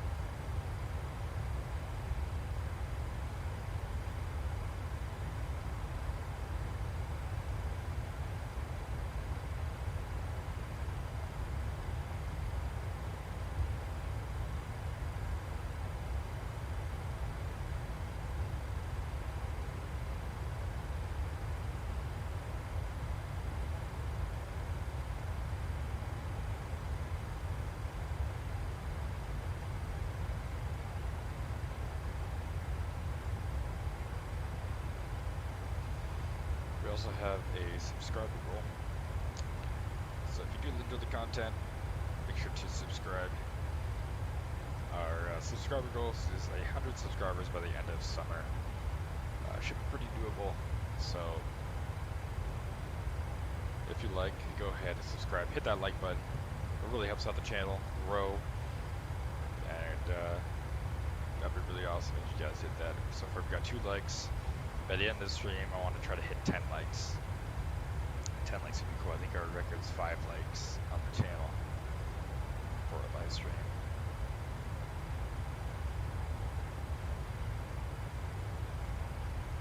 Thank you so much for tuning in, guys. I really do appreciate each and every one of you for being out here today. Hope you guys sit back, relax, and enjoy the rest of the flight.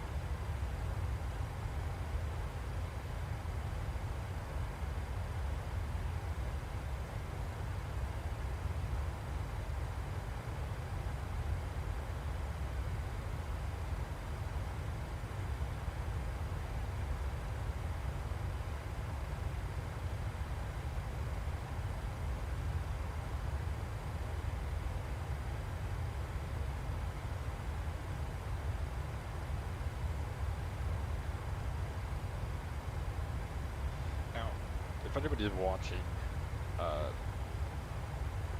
watching has downloaded the Latin VFR A321neo for MS-2020, what do you guys think of that?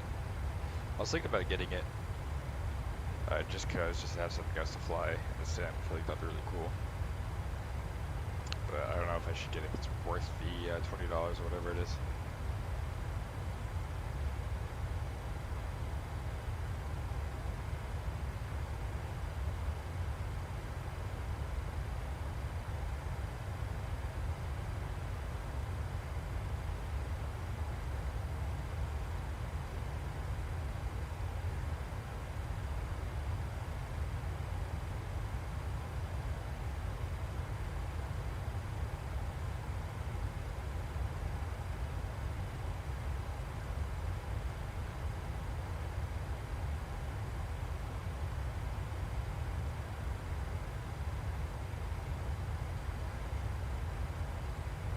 Everyone is doing good.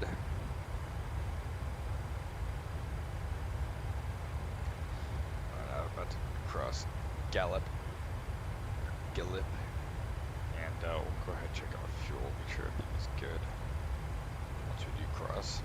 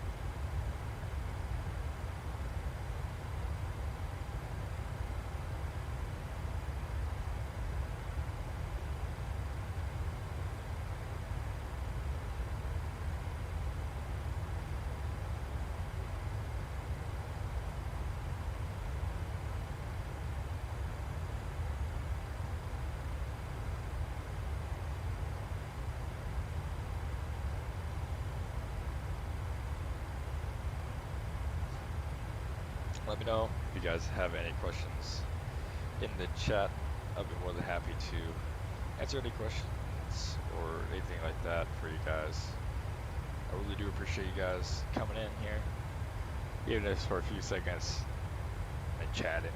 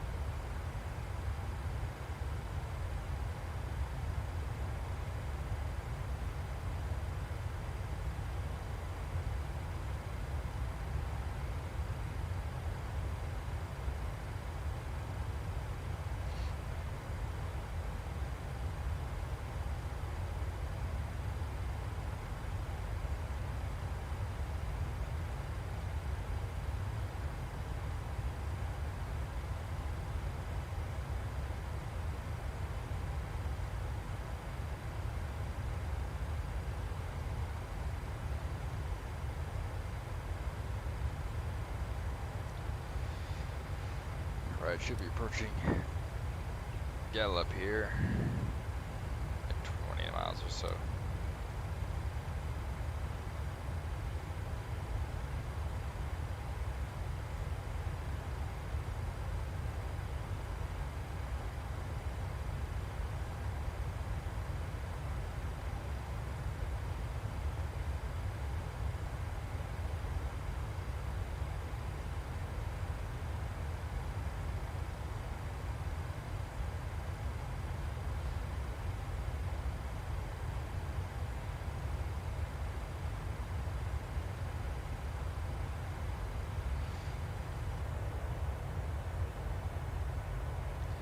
Nothing but water.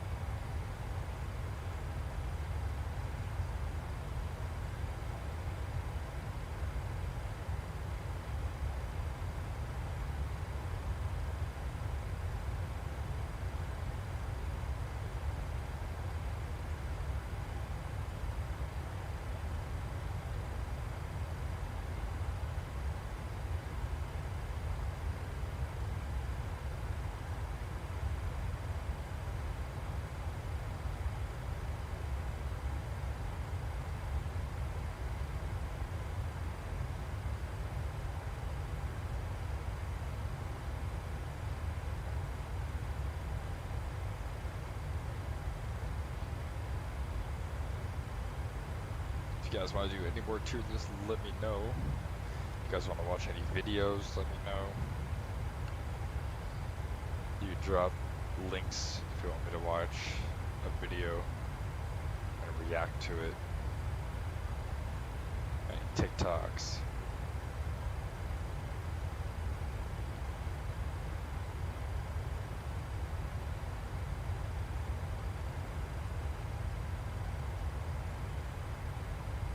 You guys just let me know.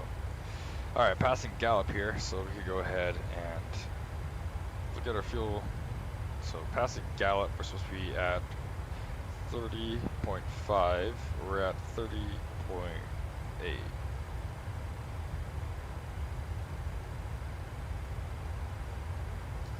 So that's good. We're at 30.8.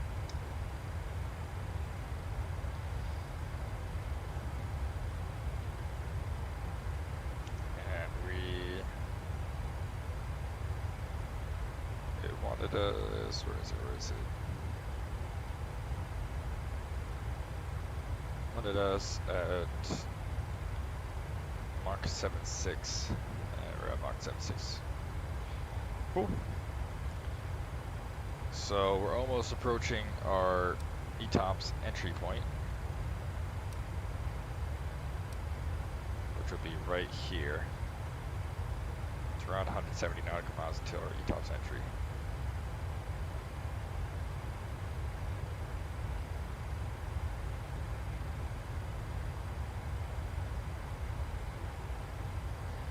So let me know, guys. Go ahead and like the video, subscribe if you do like the content. Let me know if you guys are interested in watching any videos, any TikToks, or if you just want to chill here and watch the stream, maybe go to a wing view. Let me know. If you want to go an outside view, we can turn down the outside volume, so we can go ahead and go outside and look at the aircraft over the Pacific. We could go to a wing view, like I said. We could do another tier list. You could choose a topic for a tier list. Whatever you guys want to do, let me know, and I'll go ahead and do that. You can drop links in the chat if you want me to watch something, or drop a link to a TikTok. I'll watch it. But I need to use the lavatory, so I'll be right back.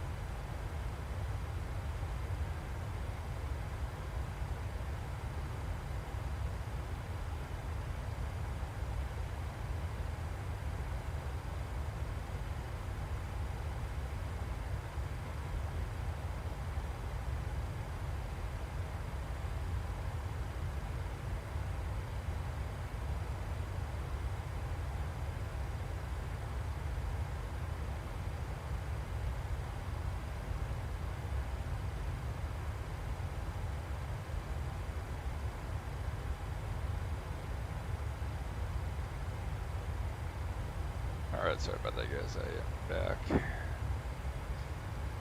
How's everyone doing?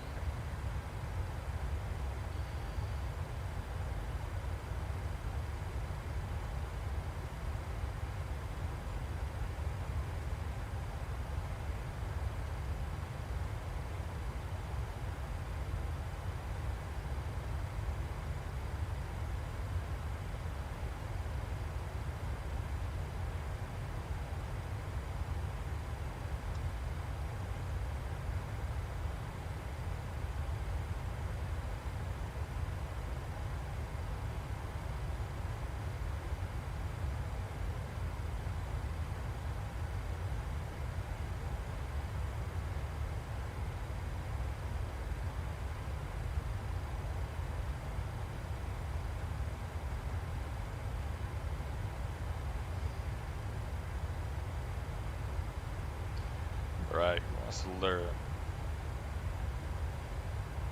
about standby systems? I was gonna do this later, but I guess I can do it now while I'm in cruise. We'll go ahead and we'll turn down that. Get that there. Get this. Oops. This one. Alright, this is the standby flight instrument system.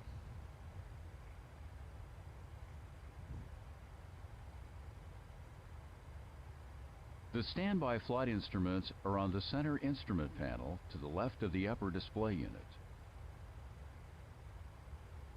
They include a standby horizon indicator, a standby altimeter airspeed indicator, and a standby radio magnetic indicator, or RMI. A standby magnetic compass is on the center post if you guys above want to the light watch shield. literally anything else. I'll put up Standby flight another video. instruments are electromechanical. But I was going to watch this later, but might as well do or it now. pneumatic. They are an emergency source of flight information if the primary instruments fail.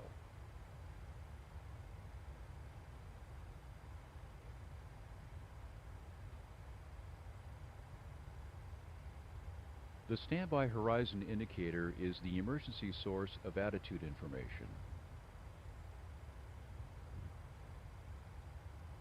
The battery bus powers the indicator. After the loss of all normal AC power, the indicator continues to operate as long as battery power is available. The caging control aligns the horizon with the airplane symbol. Pull and hold the control until the horizon is aligned. Approach information is also available. The approach selector controls the information displayed. Turn the selector to approach to display ILS information.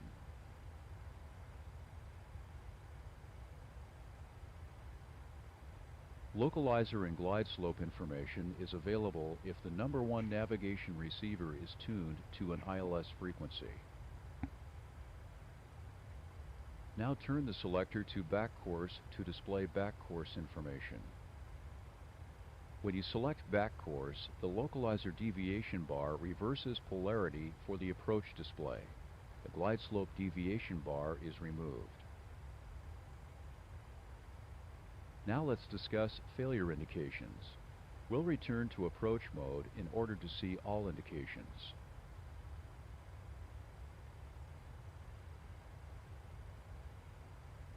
The gyro failure flag is displayed anytime the attitude indication is unreliable.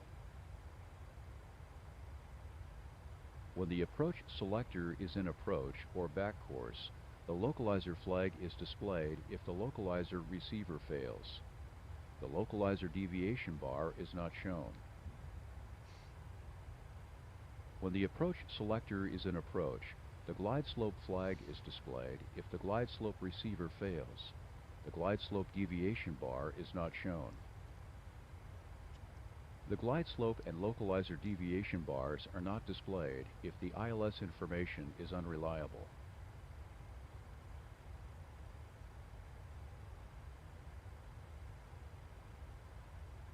standby altitude and airspeed are shown on a single pneumatic indicator.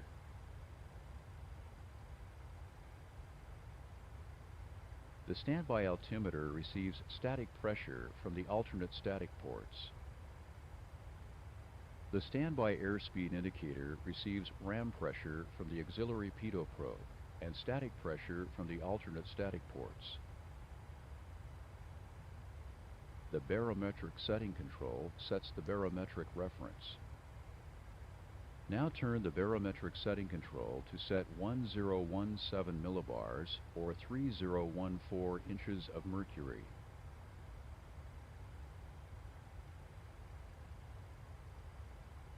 The standby altimeter airspeed indicator has no failure flags.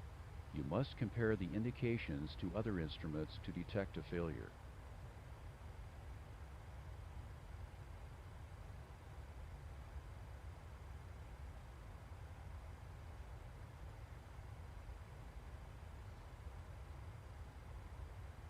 The standby RMI shows magnetic heading and VOR ADF bearing to the station.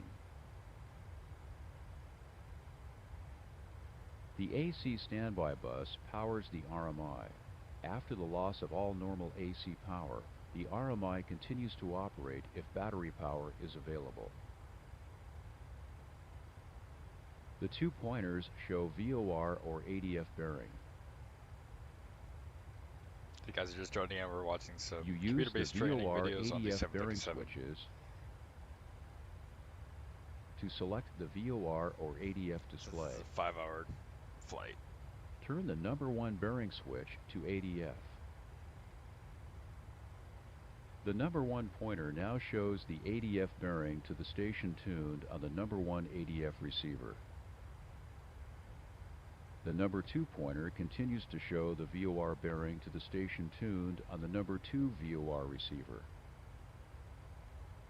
The heading warning Let me flag know if you guys want to watch any other video if the or compass signal anything from else the Air Data Inertial Reference System for is in-flight lost. entertainment. A bearing pointer warning flag comes into view if electrical power is lost or if VOR has been selected, the navigation signal is lost.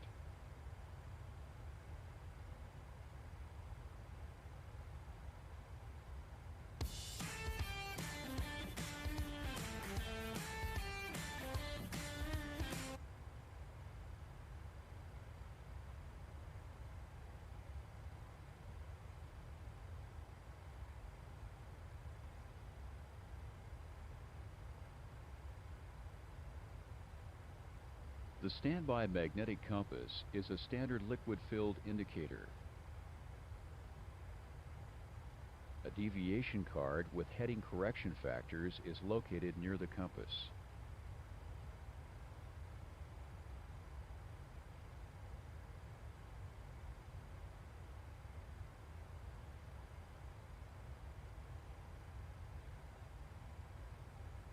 The clocks are on the captain's and first officer's instrument panels. The clock is digital with an LCD sweep second hand. Use the time date push button to select manual time or date. Pushing the time date push button will cycle through 4 modes in the following order. Universal Time Coordinated, UTC time. UTC date. What happened? Manual time. There we go. And manual date.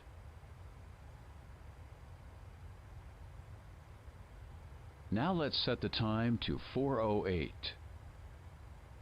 First, push the time date push button to manual.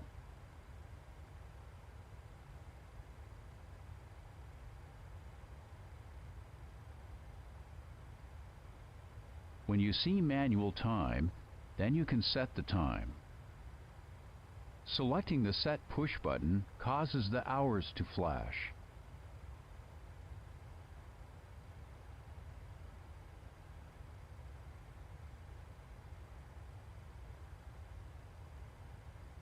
Use the plus or minus push button to adjust the hours.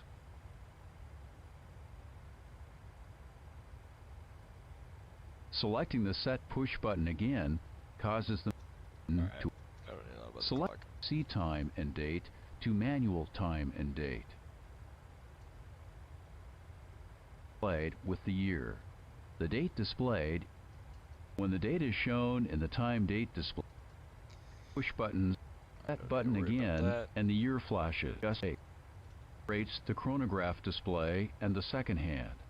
The display shows only minutes. The elapsed time chronograph display shows elapsed time after the chronograph is reset to 0. The elapsed time function operates only when the elapsed time control is in the run position. Selecting ET push button again temporarily stops the elapsed time until ET is reselected. The elapsed time display shows 5 seconds. Start the elapsed time. Use the chronograph when you need more accurate timing, such as during non-precision approaches. Push the chronograph control to start the second hand. Second hand shows seconds. 0. Test switch for the flight recorder is on the aft overhead panel. The flight recorder has a 2-position switch. The switch is guarded to normal. The amber off light illuminates if the flight recorder is not powered or is not operating correctly. AC power is required for the flight recorder to operate. On the ground, if the switch is in the normal position and electrical power is available, the flight recorder automatically operates when either engine is started.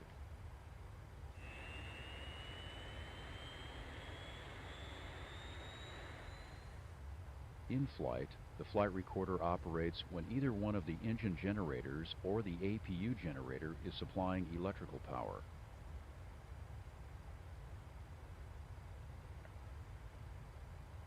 Now, let's perform the system test normally completed during pre-flight. Lift the guard. Move the switch to test. The test is satisfactory if the off light extinguishes. Close the guard to return the switch to normal.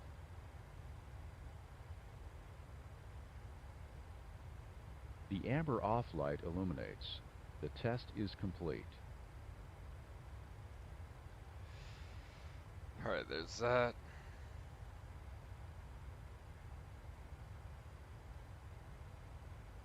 Next we'll do the electric system. Introducing Remarkable. But before we do that, what we're going to do is we're going to go to here. I'm going to do some trivia.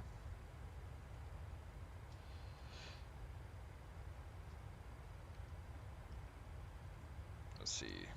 Trivia. Is there like a quiz? Quizzes.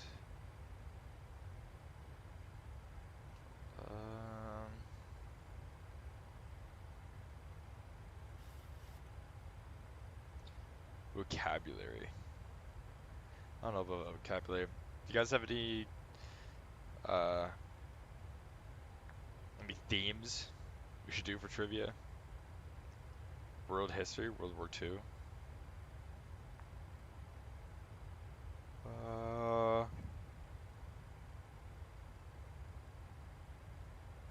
Let's do world history.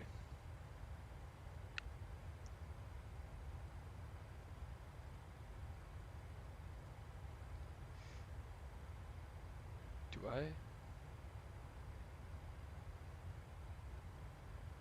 gonna do the Titanic disaster. Yeah, 60 seconds to answer each question. The faster you answer, the higher your score. When you are done, try again to beat your best score. Okay. The Titanic was considered to be unsinkable because 16 compartments were supposedly supposed to great steel. Oh, watertight? Bro, oh my god. White Star built the Titanic in order to compete with which rival shipping line? Not Carnival. Wow, I don't know the Titanic. hard. Yeah, this is bad.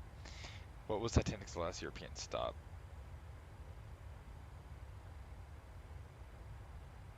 I don't know the Titanic, apparently. The Titanic carried 2,200 people during its only voyage. How many people could its 20 lifeboats hold? I feel like it was definitely less. Let's see, that but was it that low to be 900? Nah. Okay, perfect. Why was the iceberg hard to see at night? Wasn't there fog? Calm waters. Damn. What nearby ship became the source of controversy for failing to aid the Titanic? California. Which ship rescued the Titanic survivors? That one. White Star Chairman J. Bruce was on the Titanic during its maiden voyage and survived its sinking. Why was he supposed to be shunned afterwards?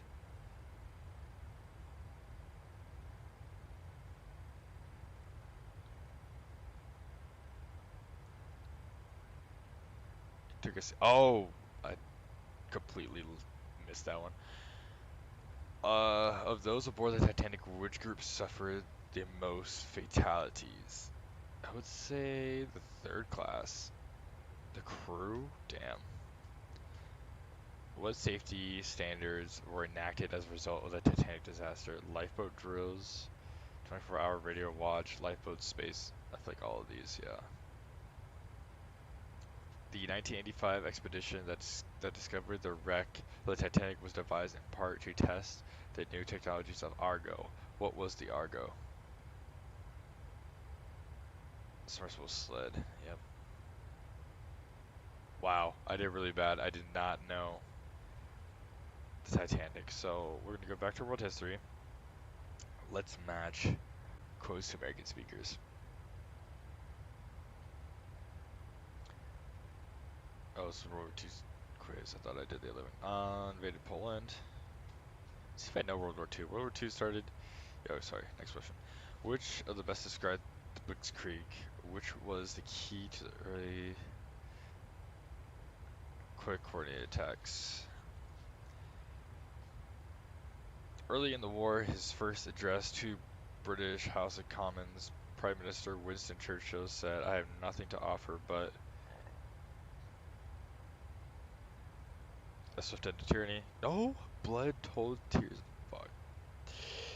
After World War One, France built the line, a string of border fortifications considered impenetrable. How did the German army overcome? They overcame it because it was France. No. Overwhelmed it with troops. Went around it?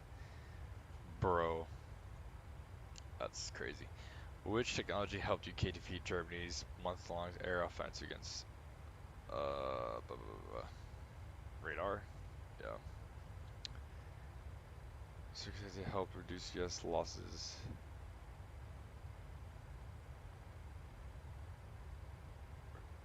True circumstance helped. No American aircraft carriers were in port. Strong winds blew Japanese planes off course. Base personnel woke up earlier than usual.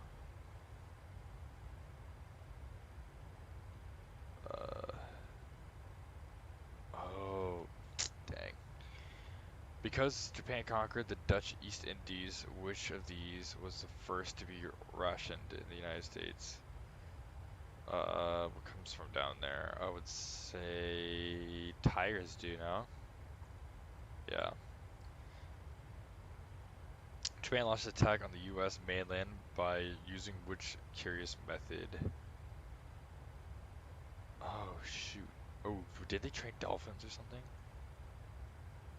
Where did I swear someone trained dolphins. That was crazy.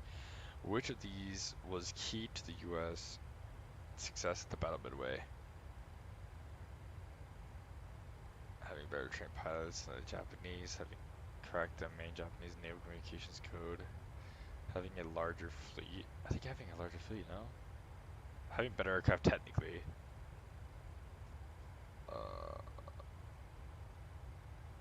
Cracking the code. See, maybe I just suck at trivia. Based on the year they were first produced, which name was given to one of the Japan's most highly effective zeros?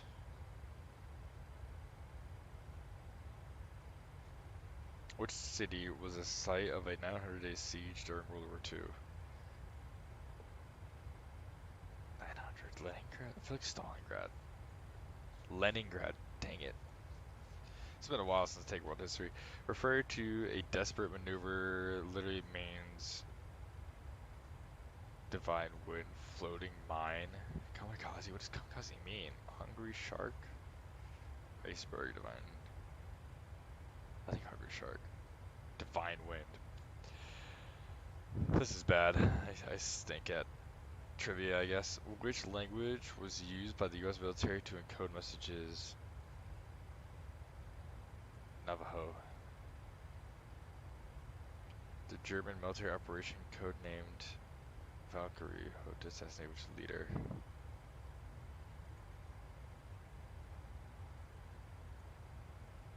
Oh. The Tuskegee Airmen constituted a U.S. Army unit drawn from which group? African Americans. Which U.S. president won the Navy and the Marine Corps medal for his heroism during World War II? Dwight D. Eisenhower? John F. Kennedy? Oh my god, Kennedy was in the war. Ugh. Dang it. Operation Bodyguard provided a critical support to the Allies' D-Day invasion in which way? Operation Bodyguard provided.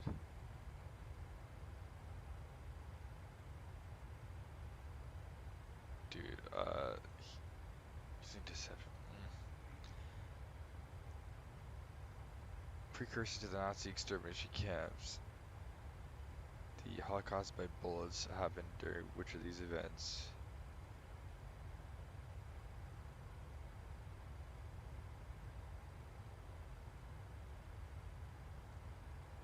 Okay. American General Anthony C. I'm not even going to try to pronounce that. Famously responded nuts when asked to surrender during which battle?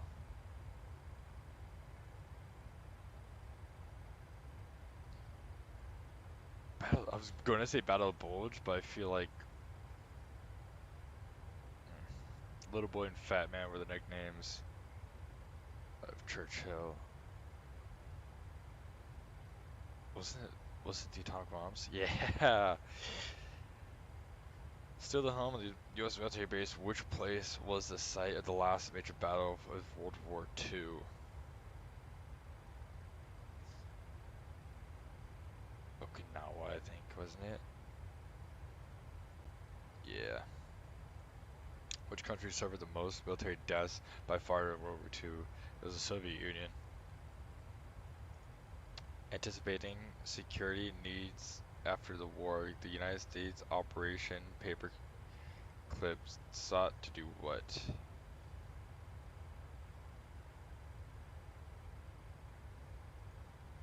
Recruit Nazi, damn.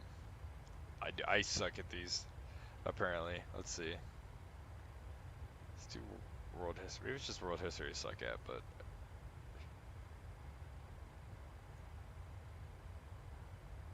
Matches quotes. It, Spirit of the Party, serves always to distract the public councils and feeble the public administration with jealousies and false alarms kindles the... That sounds kind of Renaissance. Franklin? George Washington. Oh my god. No matter how long it may take us to overcome this invasion, premeditated invasion of American people in their righteous... I feel like that's a Roosevelt thing after Pearl Harbor. Let's go. I know... Oh. Give me liberty, give me death. John Hancock, wasn't it? This is a super famous quote. I feel like if I get this wrong, it's gonna be super embarrassing. I feel like it's John Hancock. I know not what course others. Yeah, dude. I think it's. I got that wrong. Patrick Henry. Oh, that's such a famous quote. I messed that up. 407 years ago is Abraham Lincoln. What to the American slave is your 4th of July? I answered a day that reveals to him more than all other days of the year the gross injustice and cruelty to which he is a constant victim. I feel like that's Frederick Douglass. I have a dream that my 4 little children will one day, yeah. It was we, the people, not we, the white male citizens, nor yet we, the male citizens, but we, the whole people who formed the nation. Ooh. Ooh. Let's go. And so my fellow Americans ask, oh, it's a Kennedy quote, isn't it? My fellow Americans ask not what your country could do for you, ask what you could do for your country. Yeah, it's a Kennedy thing. General Secretary Gorbachev, if you see, oh, that's Ronald Reagan. Tear down this wall. The true strength of our nation comes not from the might of our arms or the scale of our wealth, but from enduring power of our ideals, democracy, liberty, opportunity, and unyielding hope.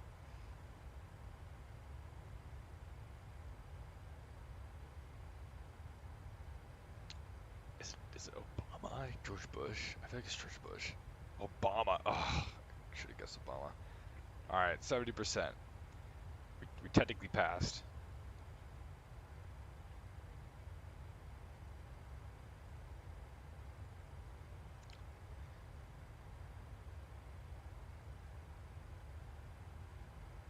Alright, let's see. Any categories you guys would want to see? Let me know. Geography travel, let's do that one. I feel like I should be pretty good at that.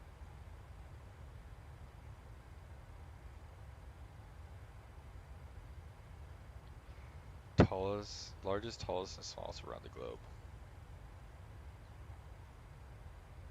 In which city would you find the world's tallest building? Dubai? Portland, Oregon is home to Mill Ends Park, which holds the Guinness World Record of what?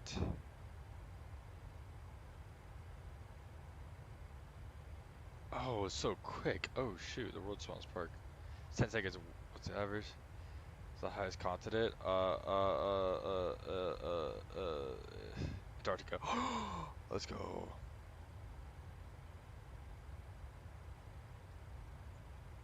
Located in northwest New Guinea, what is the world's smallest island nation? Whoa, I'm guessing these. Located near, what's the world's highest nation capital? Oh, Bolivia. Oh, I'm guessing these. Oh, no way. Okay. Which is the largest continent? Antarctica. Oh, Asia. What am I doing? Oh my gosh. I should have guessed Asia. Oh my god. Sorry. The pressure. 10 seconds. Measure from its base to the ocean floor. What is the world's tallest mountain? Kilimanjaro. Oh. Mauna Kea. Damn. That was a really quick one. That was a really quick one. That doesn't count. Country quiz. I might butcher this one, but we'll see how this goes. In which country are the world's 10 coldest cities located? I feel like Russia is cold. Supposedly home to a monster, Loch Ness is one of the main inland seas of locks of which country? Isn't it Wales? Scotland. Which country has 3 capitals? Oh, that's South Africa. Thanks to its overseas territory, which country technically spans 12 time zones? France. Oh, because I think they have islands in the Caribbean. With an area of less than What's the world's smallest country in the world? Oh, the Vatican City. Yeah. Which continent is home to the most countries? I feel like Africa. Home languages. Which is those? It's diverse. Brazil, Nigeria, Papua New Guinea. Which of these is not one of the 13 across the equator? Ecuador. Egypt? Wait, which of these is not one of the 13? Oh, I read that wrong. Thanks to the tombs built by ancient kingdom of Kush, which country is home to by far the most pyramids in the world? Is it Colombia? Oh, Sudan. Damn. All these geography ones go so fast.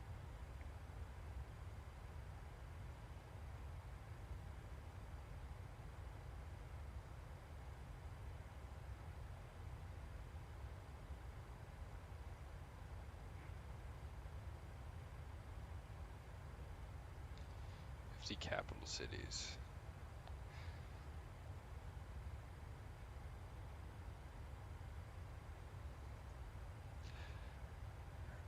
New Delhi.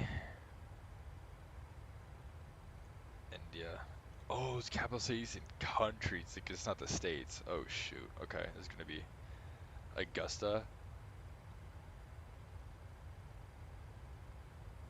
Panama City. I think it's Maine. Let's go. That sounds Saudi Arabia. Rome, Italy. Washington D.C., United States. Addis Ababa.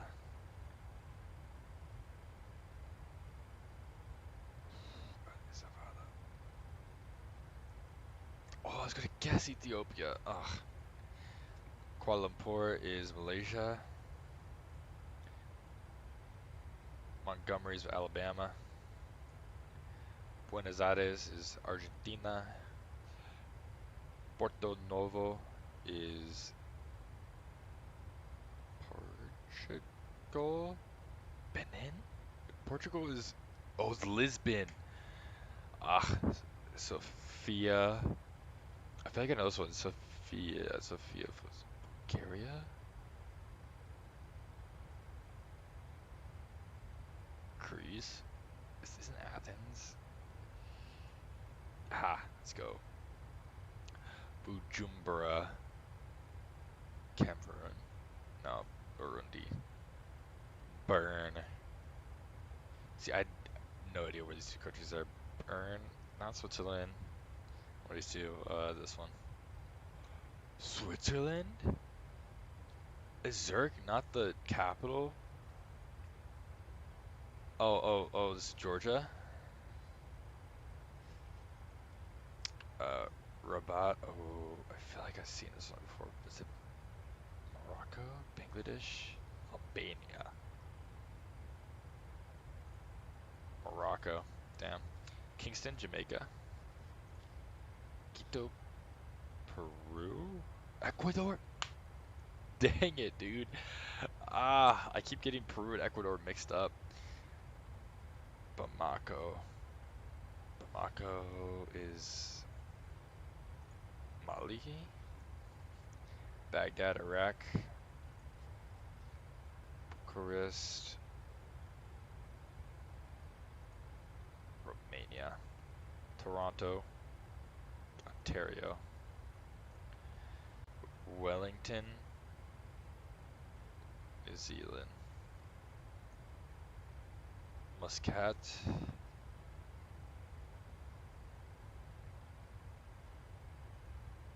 Oh, I was gonna do, oh man, oh, I keep messing it up.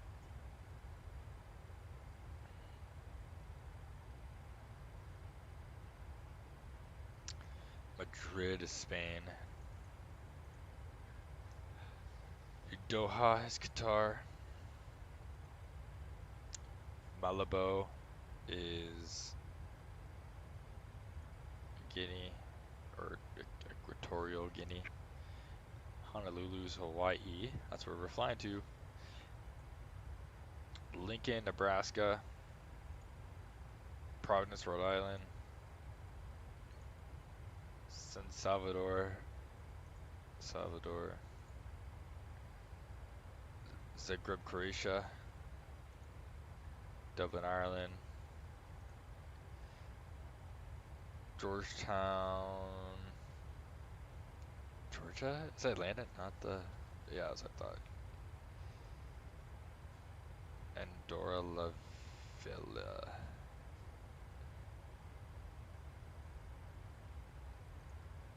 Nope. See, I have no idea. Hanoi, oh, it's Vietnam. Yeren District. Cyprus. No, I've never heard of these countries. Yeah, I don't know. Bangkok, Thailand. Lisbon, Portugal. Santa Fe, New Mexico. Montevideo, Uruguay. Tehran. Iran. Oh, that's where I've seen that before. Colombia.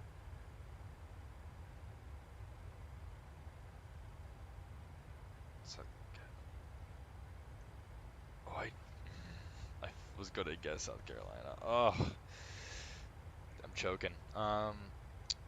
Lusaka. Yeah, I've never heard of 3 of these countries. Yeah, no.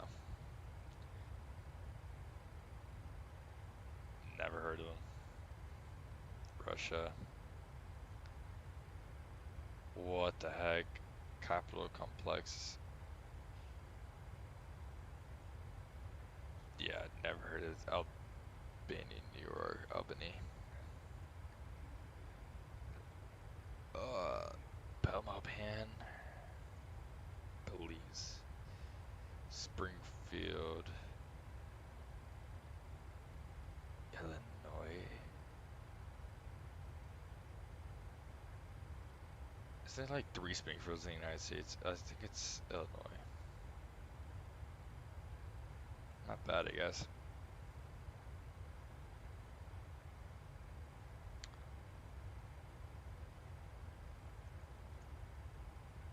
I'll keep going on this. Let me know if you guys have any questions, or if you guys want to do another quiz. So real quick, we're gonna do this. We're gonna just go here, properties, go. All right, let's go ahead and check in here. So we're already on ETOPS right now. So if anything goes wrong, we're going back to San Francisco.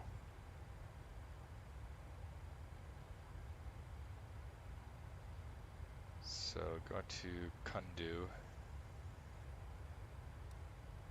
As you can see, we passed the ETOPS entry, and then this will be our critical point.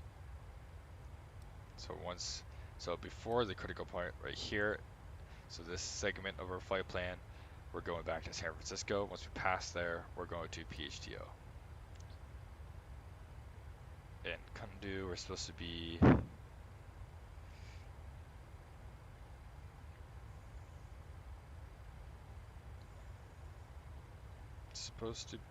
where is it?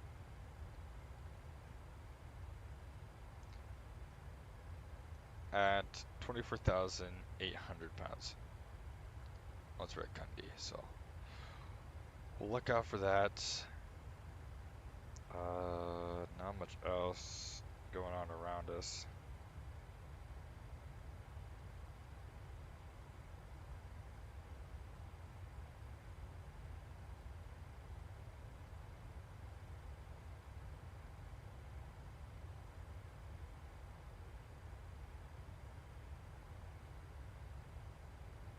So if we go to Prague page, we could cruise. Let's make sure this is all good. Yep. 1,500 miles away from top of descent. Let's go, guys. We got this. Okay, so we're planning on 25.7, which is good because we have 24.8. We're landing at 20.38. So around 4 hours. 4 more hours, guys. Let's go. Do a couple wing views for you guys. Oops. We're cruising along. Slowly but surely. Alright. Let's go ahead and start this quiz. How many members are there in the United States Senate? Oh god, it's like, why is it so quick? 100? Ugh, it's so quick. I hate how quick it is. What is the American state with the fewest countries or counties? Rhode Island. Delaware? Which American state has the most interstate highway kilometers? California. Texas is bigger than California. Oh my god. 13. Which is from Russia. Alaska. How many states are there in the United States of America? 50.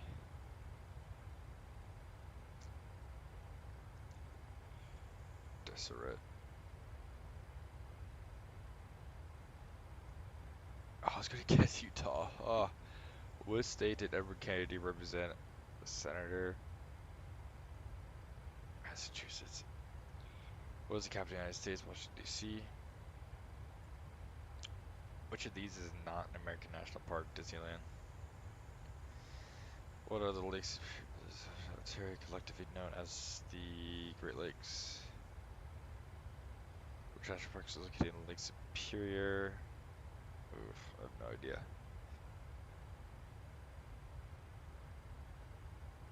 No. What is the longest tributary of the Mississippi River?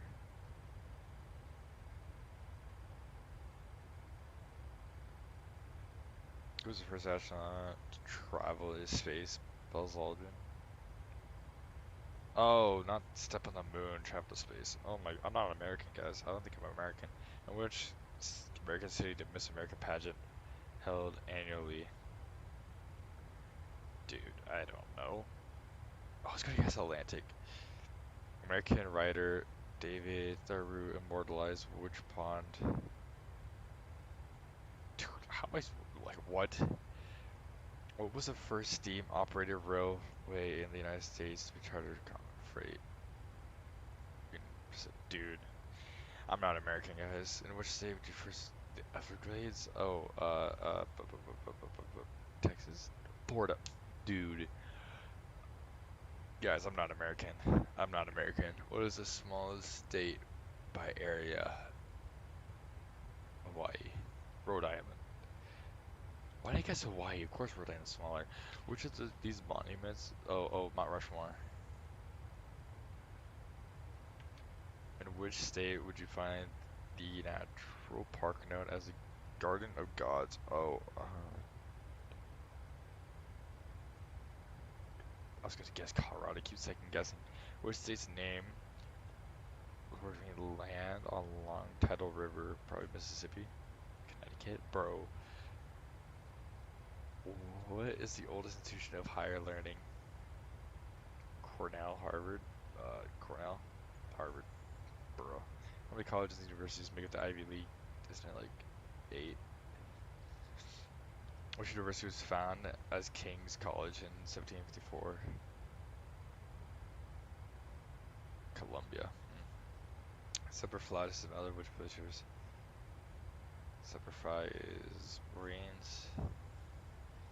Which is the first state in the U.S. to be carved from the Northwest Territory?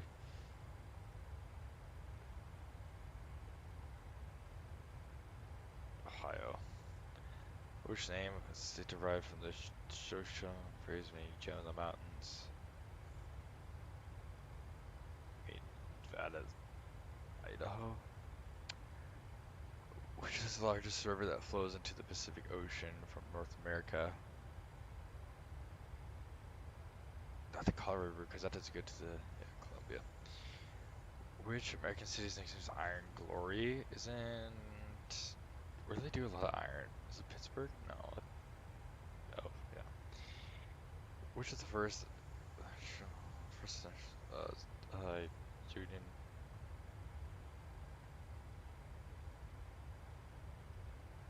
Which 50 state to join?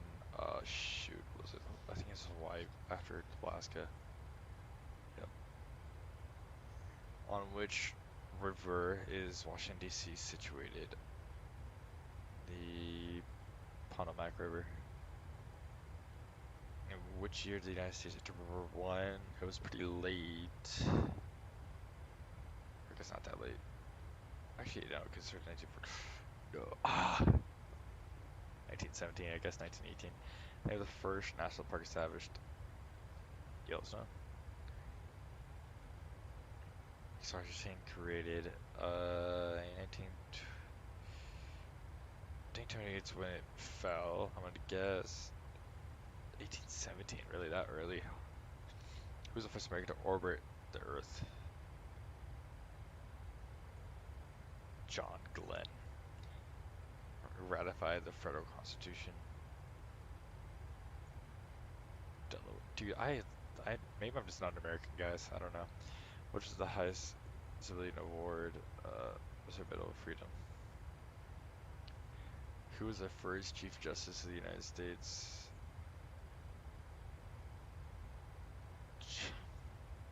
If you were visiting, I'll tell you which state would you be? California.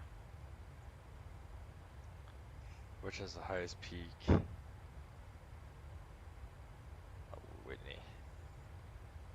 Who designed the most famous Uncle Sam I Want You poster? I have no idea. Howard. Which iconic figure was associated with the female? Oh, Betty. No. Rosie the Riveter. What is the minimum age necessary to be eligible for membership in the House of Representatives? 30? 25. Who appoints the director of the Federal Bureau of Investigation? Oh, appoints the director.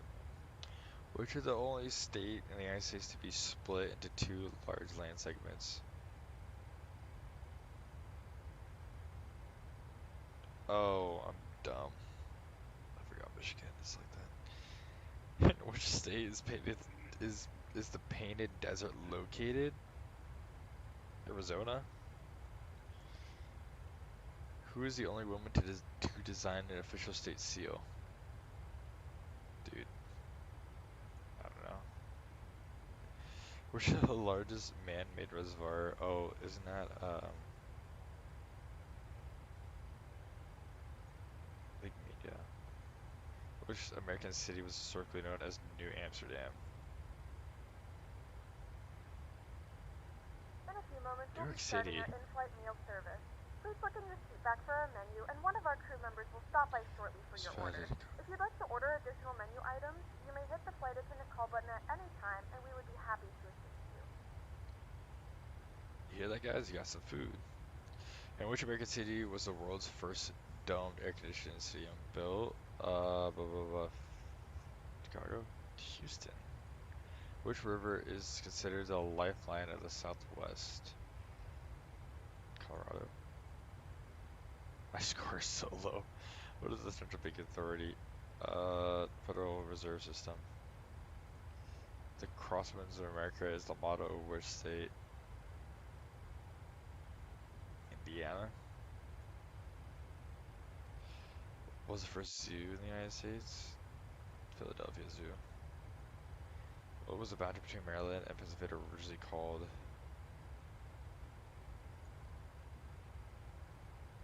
How many states were included in New England region? Oh, 6 states. Oh. Which is the largest state in the New England region? Maine. Yeah. Wow. I got worse at 50%. That's funny. I guess I'm not American, guys. Sorry about that.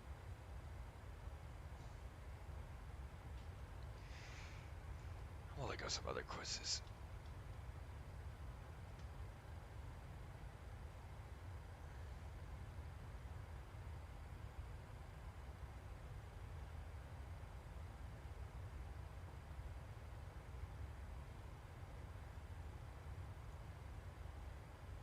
Trivia Gag is good. Did he have like a...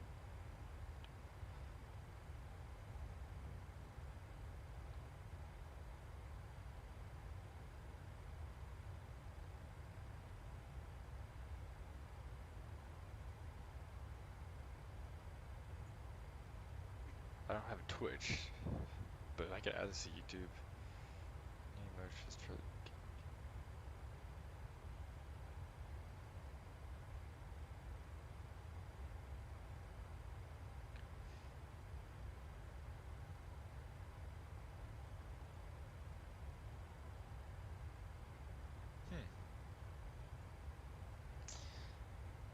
Interesting.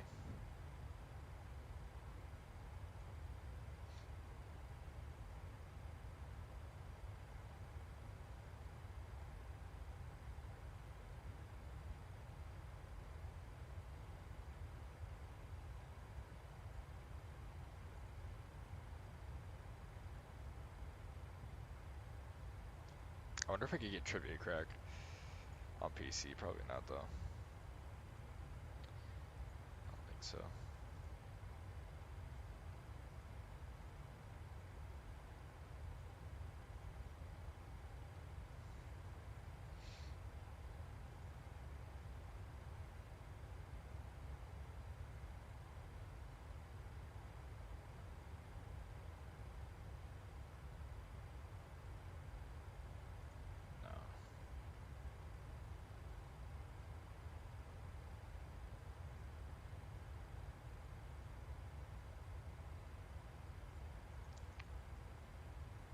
U.S. Citizens Test.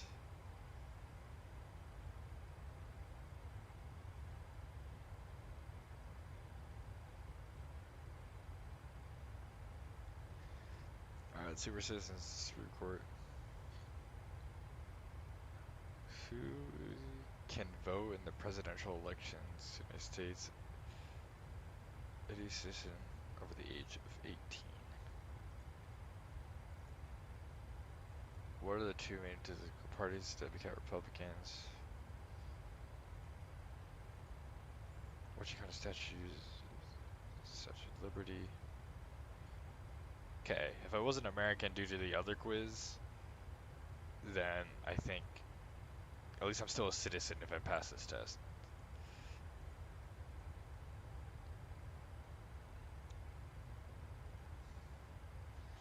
Barack Obama.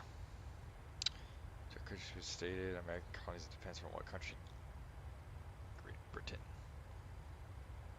What country borders the United States to the north? Canada. Next, Wall Street's most famous city, the home of what? Grand Canyon. If the President of the United States is unable to serve, who becomes the President? The Vice President. What two oceans border the east and the west coast? The Atlantic and the Pacific. Which of these is not one of the three branches of the federal government? Capitalist. Which of the following is not a war in which the United States were directly involved in? The Spanish Civil War. Why does this have 50 stars? The 50, there's 50 states in the Union, yeah. Which is following mountain ranges is not found in the United States? Appalachian, Himalayan.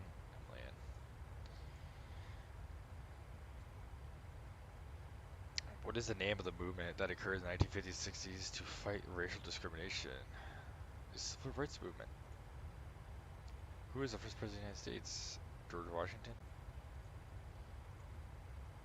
How many colonies were originally part of 13? What national What is the national thing? It's slowest ring of Vander. How many senators? 100. What document serves as the supreme law of the United States? The Constitution. If there is a tied vote for the United States Senate, who votes to break the tie? Isn't the Vice President? What is the annual deadline for most Americans to federal April 15th? On what date was the Declaration of Independence officially adopted by the Congress?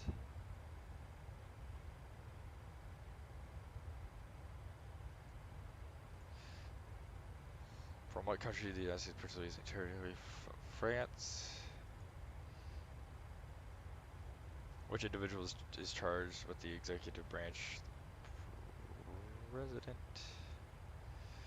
What was the purpose of the Constitution when it was adopted in 1786? All the above. What is the primary economic system of the United States? Capitalism. Which of these did Abraham Lincoln not do during his presidency? Free slaves, leave the Union, establish Department of Agriculture, drop atomic bomb. What man is primarily responsible for the drafting of the Declaration of Independence? Ooh, Thomas Jefferson.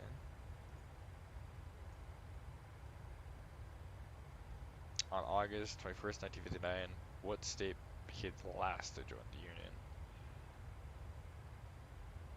Oh, 1959. That's crazy. I didn't realize Hawaii wasn't a state until 1959. That's kind of recent.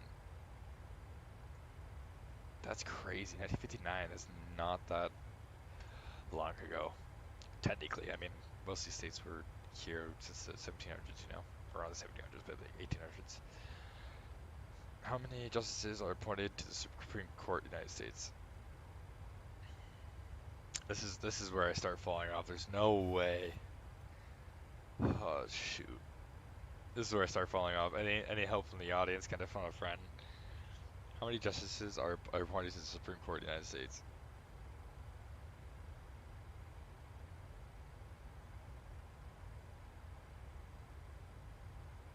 I have no idea.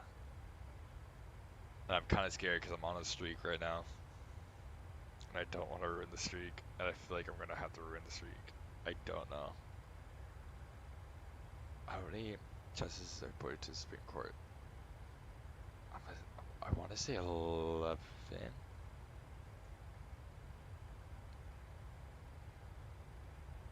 9. Ugh. Guys, I'm not an American. How many amendments? It's an odd number. I think it's 27. Yep. Which of the following is not a right of everyone living in the United States?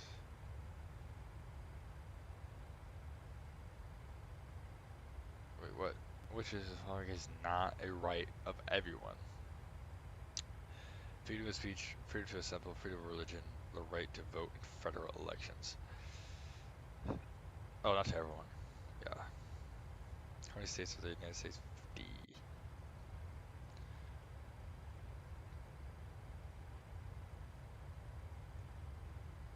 I'm not putting in my email address. I know I passed. Alright, there we go. There we go, guys. There we have it. I'm officially a citizen of the United States.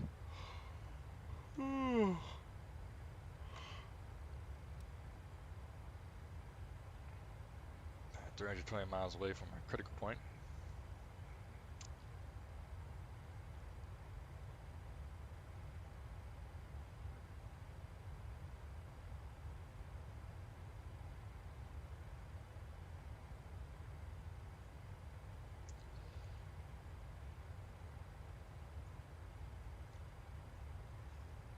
Here you guys go.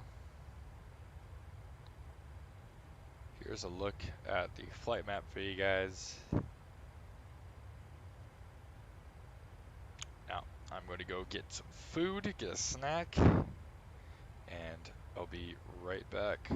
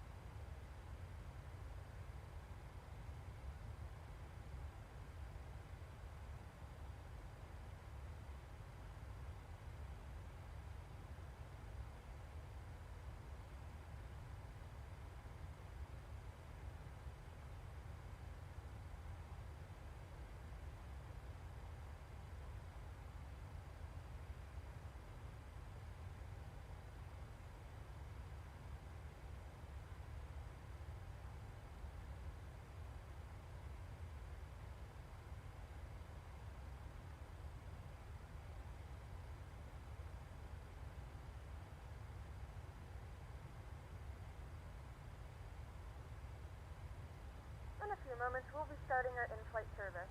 We will be serving complimentary drinks and snacks. Please look in your seat back for our list of complimentary and premium drinks.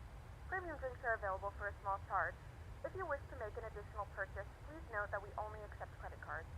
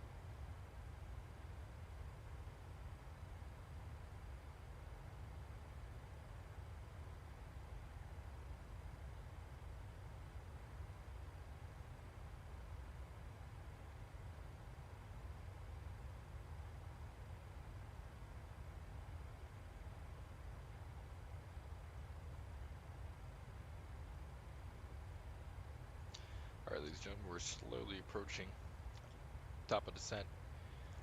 Top of descent's in 230 miles, so we're going to go ahead and program the FMC for the approach into Honolulu and get that ready for us.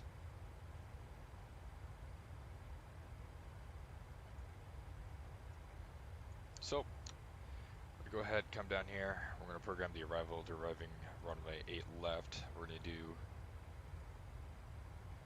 the ILS for 8 left today.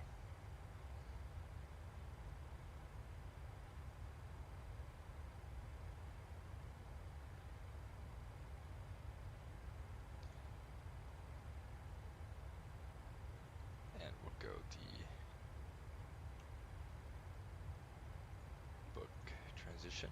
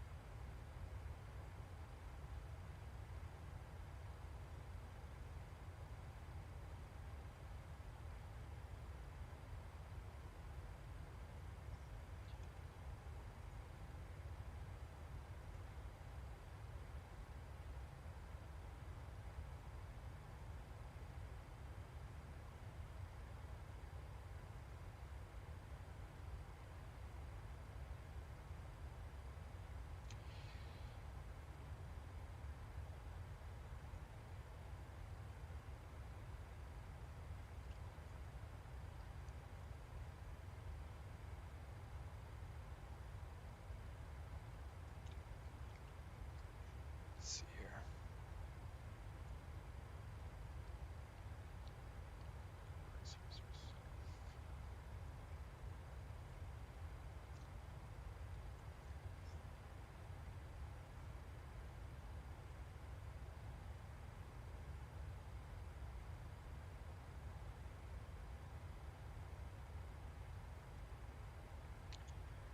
Okay, so we're going to go directly from Makoa to book, and then we're going to go into the ILS. Runway 08 left.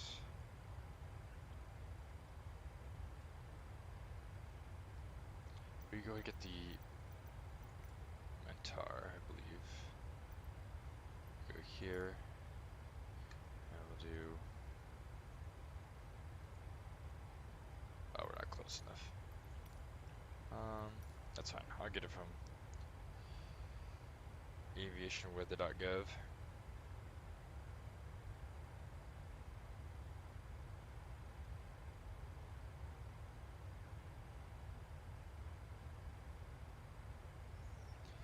So right now they got a few clouds at 2500, scattered clouds at 3300, broken clouds at 5000. Temperature 27, dew point 21, altimeter 3011. So we got good weather in Oahu. So there we go. We got that all programmed. And so we got our arrival to our approach. And we're going to do flaps 30. And ILS is 111.7. We'll put that in the standby. 111.7.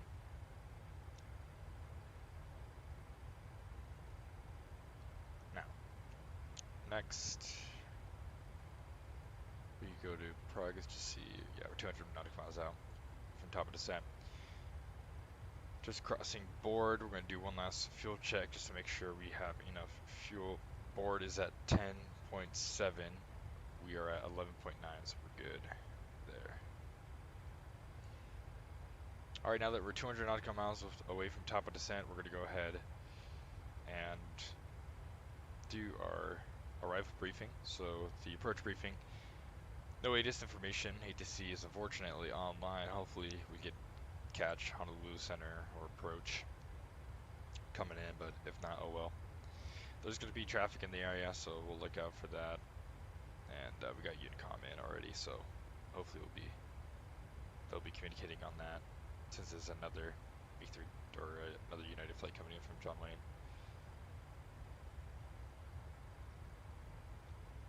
No NOTAMs or MELs to speak of. FMC is programmed. We got our arrival and we got the ILS approach on, or in there, I guess. And terrain obstacles, there's some mountainous terrain on the island, but we'll turn on the terrain radar, but it won't be a factor.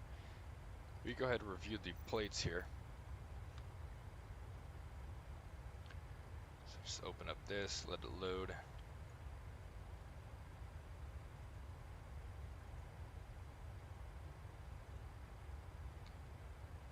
So we gotta, here it is, cool. So we're on our way to Bida. See Bida here. So turbojet aircraft ascend via Mach number until transition to 280, maintain 280 knots until 10,000. So we got that noted as a speed restriction.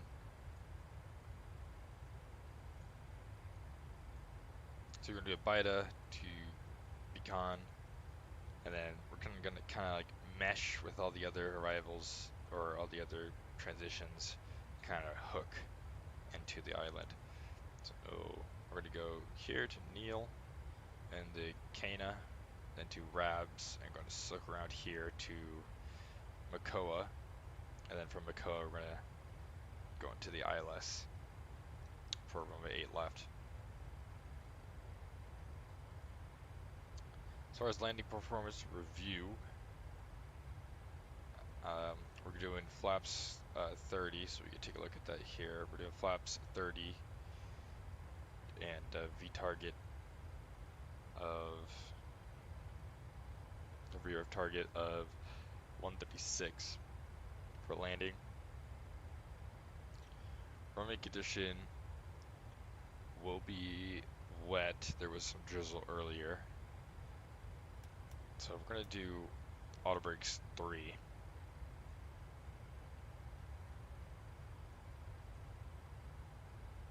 As far as taxiing goes here, we can go ahead and we'll open up the chart here, get the airport info chart. Going to be landing 8 left, and we'll go 8 left. We'll make a left on, I think this is November, left on November, and then onto Zulu, and then we're going to gate G1, which is at the corner over here. Right here, we're going to G1. So yeah, November. So we're going to take November to Zulu, gate G1.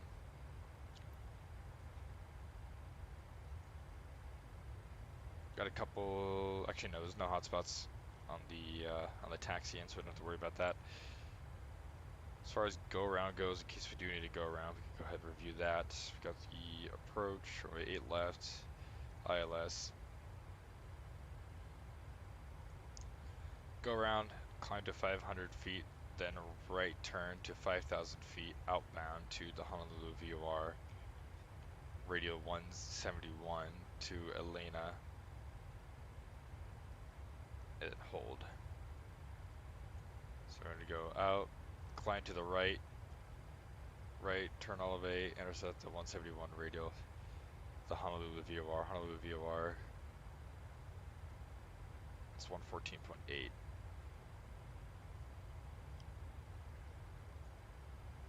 So what we're going to do,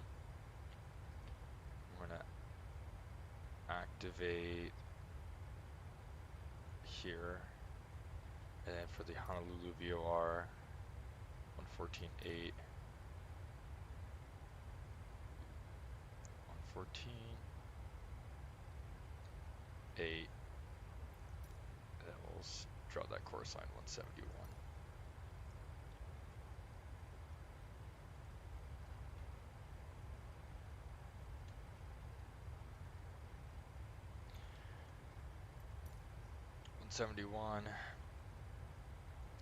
Good there. 213 is going to be decision height, so we will set that.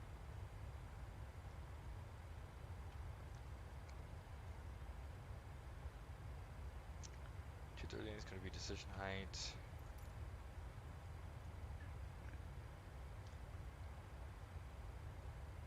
Transition altitude is going to be 180. Touchdown field elevation is 13 feet.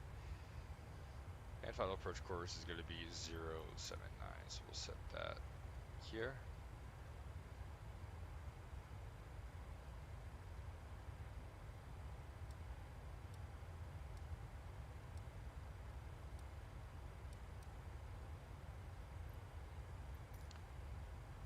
Okay, that's 079 is checked. And we are all set up for the approach. Any questions on the approach brief? No questions. We are good to go.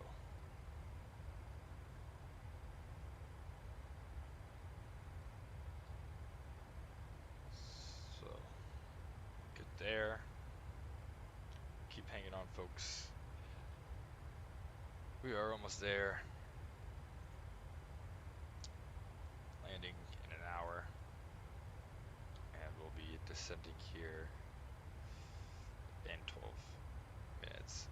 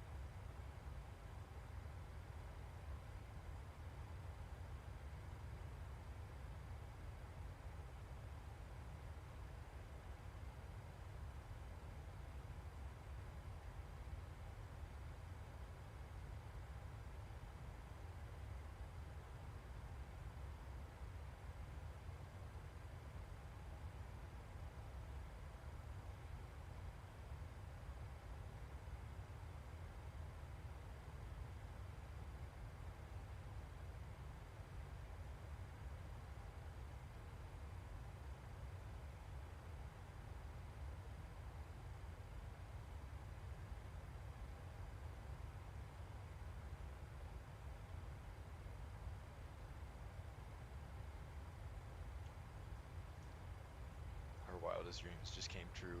Honolulu approaches online. Oh, let's go. 127.9. Let's go ahead and pick up ATIS.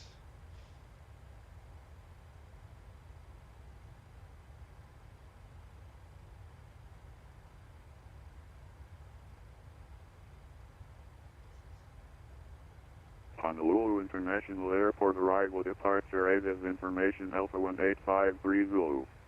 Wind 040 at 10. Visibility 10.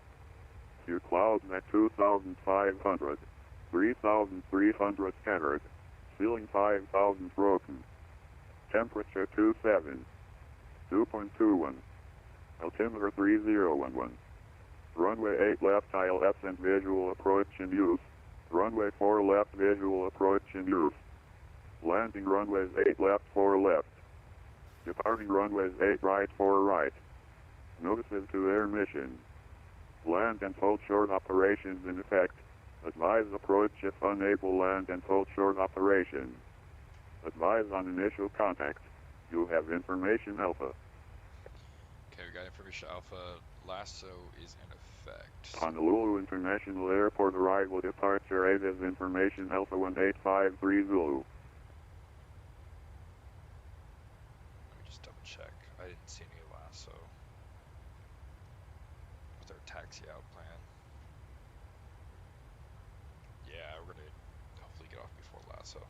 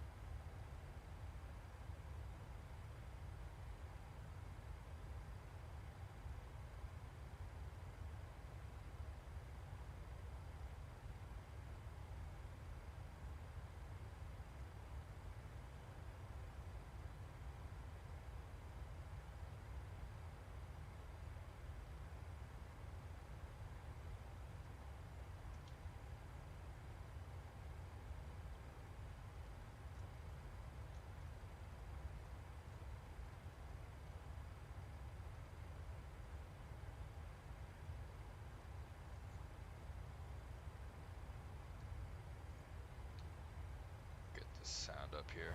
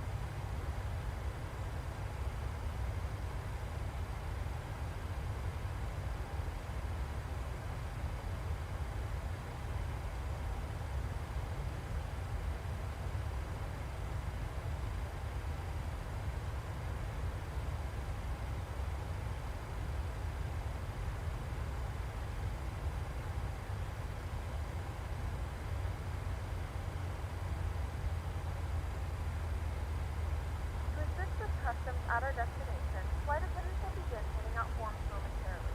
Please review and complete these forms and keep them with you for presentation upon arrival. All right, ladies and gentlemen, we are on this. We're in descent. I'm descending into Honolulu. We're gonna go ahead and wait for Honolulu to approach and give us a call to contact them. I'm gonna go ahead and wait a little bit there.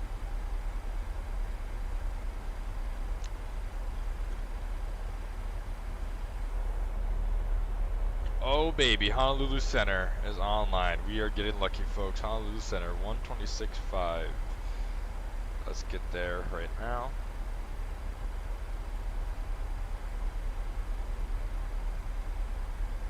We got lucky, folks. We got lucky.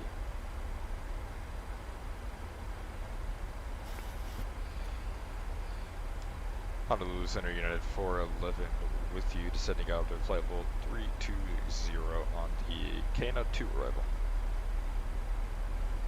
United 411, good morning, HCF Center, and just stand by about 30 seconds.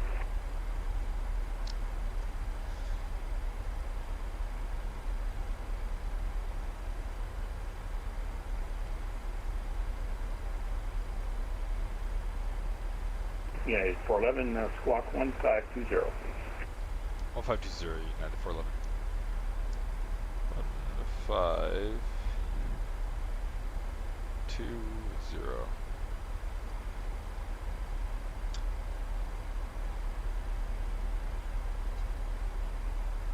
Alright, we got lucky, guys. We got Honolulu Center and Honolulu Approach online.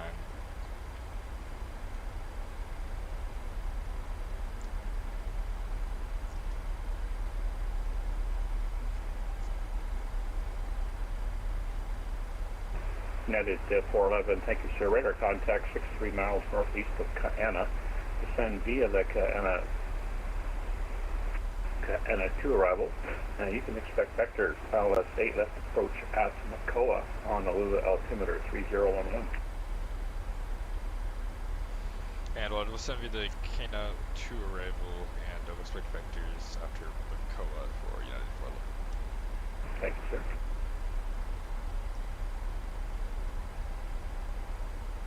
Alright guys, let's get it. We can expect vectors. You can expect vectors into to Honolulu. They're most likely going to give us the ILS, or they're going to vector us maybe for visual, since we do have good visibility.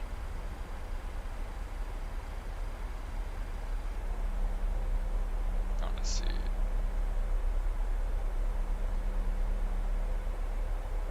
A lot of cloud cover, can't really see any islands. Yeah, it's a lot of cloud cover. No islands in sight yet.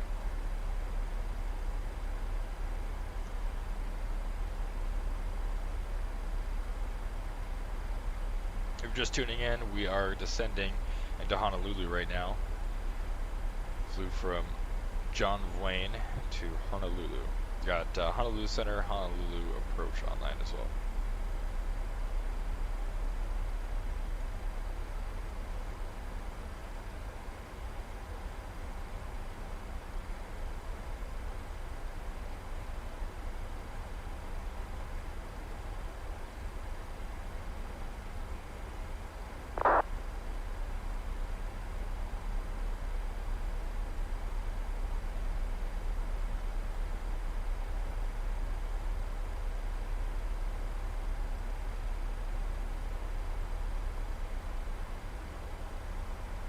Looks like we're going to probably get in for the other United coming out from John Wayne.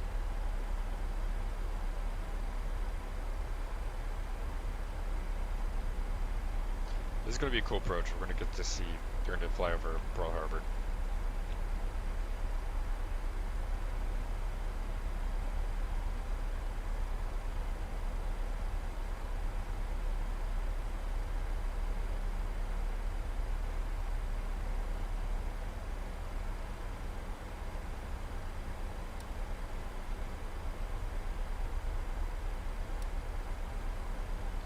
So since we're getting vectors, I should probably delete book.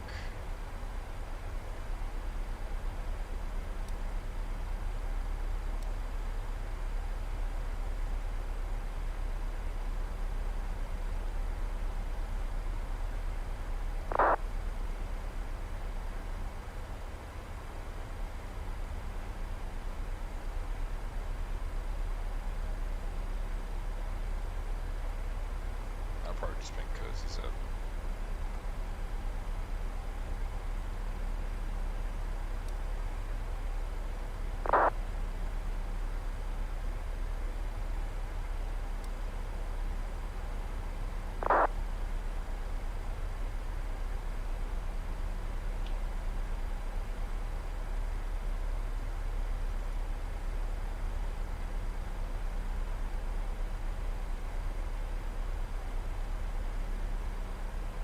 If you do enjoy the content, guys, make sure to subscribe. We're on a subscriber goal to get to 100 subscribers by the end of summer. I really do appreciate any support, any chatting, anything on the live stream here to help out the channel grow. I really do appreciate it.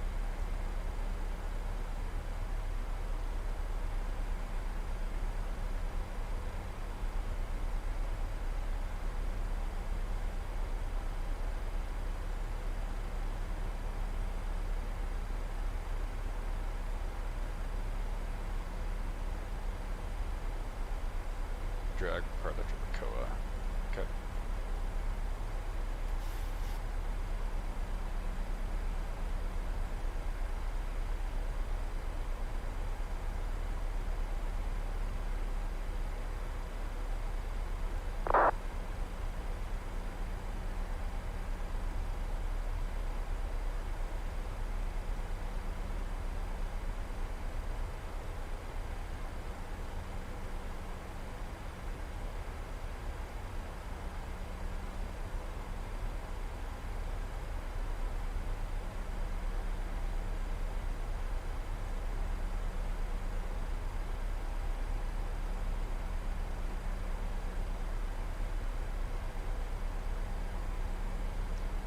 Temperature to be 3001 long. Yeah, 1937, thank you very much, sir. And your radar contact currently 9 miles east of Schley.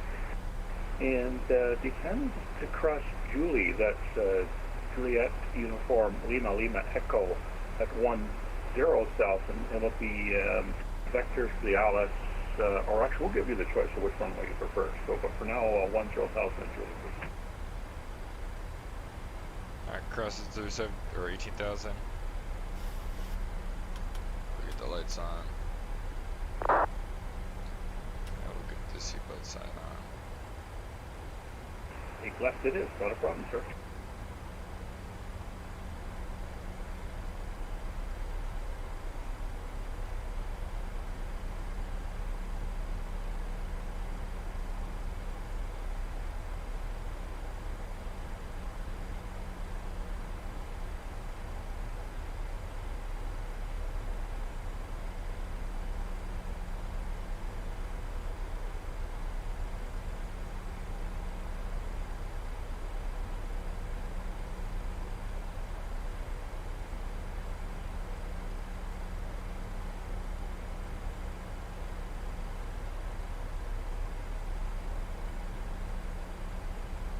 United 411, contact HCF approach 124.8. Have a great weekend, sir. Aloha. 124.8, aloha. Thank you so much. What is the name? Is that Honolulu? It's not Honolulu. What is? It doesn't say.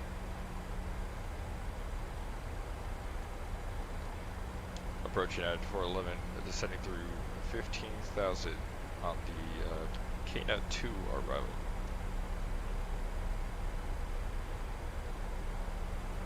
United 411, HF approach, good day, descend via the KSNA-2 arrival, expect the ILS 8 left approach, shuttle to 3011. We'll expect 8 left ILS for United 411. What's the approach name? What do they call themselves? Anybody know?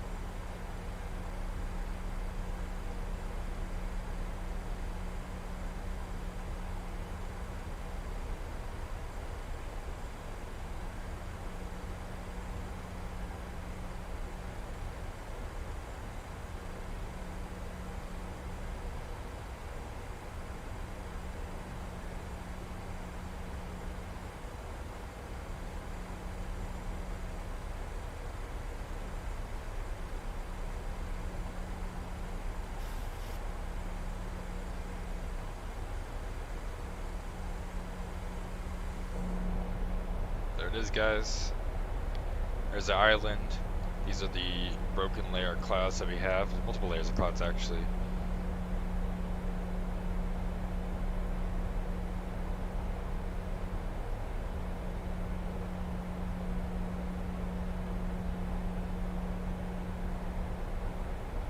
You see the water. I did download freeware Waikiki scenery, so we should be able to see pretty cool buildings at Waikiki. Look at that. It's so good. But I've got to focus on flying the plane first. Views later. So we're a little slow on the descent, so what I'm going to do, if I can, I'm going to get out some spoilers here just to increase our descent a little bit.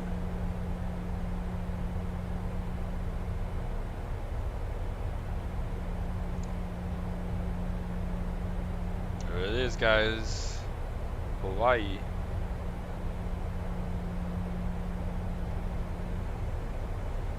Nothing's going on over here.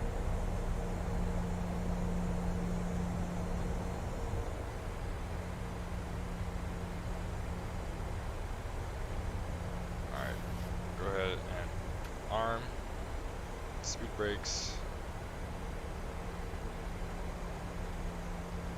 and we're going below 240. I'll go ahead and call it a little early, but we'll get flaps 1.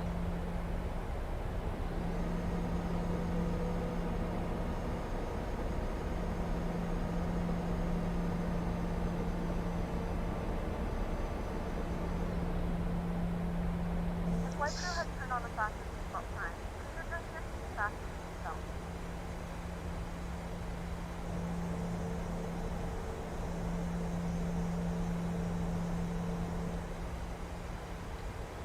Oh, I'm excited for this one, guys. Hawaii. Flight attendants will be passing through the cabin to select any crash one final time. Please ensure tray tables are stowed and seats are in the full upright position. Please also store any carry-on items either in the seat back pocket or under the seat cushion. Please complete all Wi-Fi related tasks and stow any larger electronics.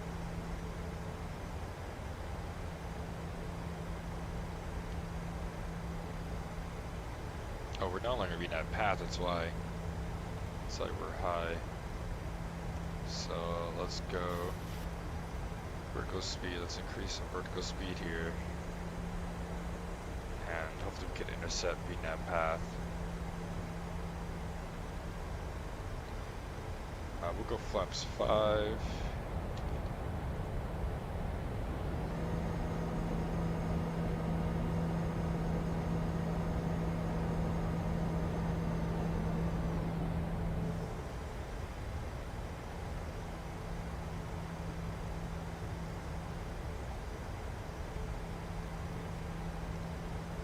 Drag required.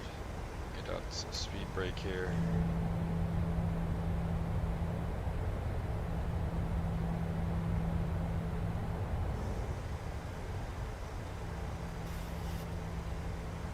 We'll see if we get speed.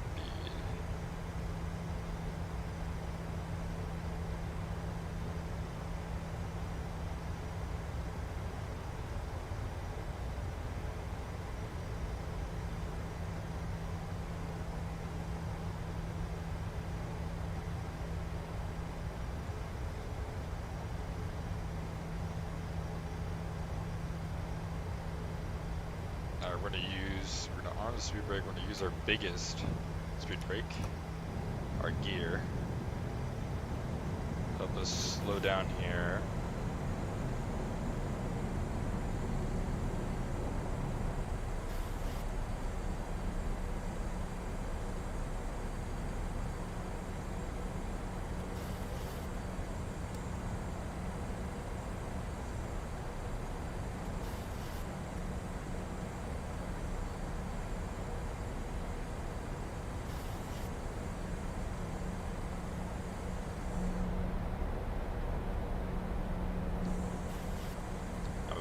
We never did the descent checklist, but descent checklist was pretty much done because pressurized fuel set, recall check, reference speed, landing distance, and auto brakes. Perfectly. Alright.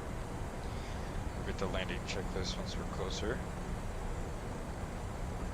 United 411, you're 20 miles from Honolulu, flighting 110, descent to 3000, cleared ILS 8 left approach, call established. 110 down to 3000, cleared for the ILS United 411.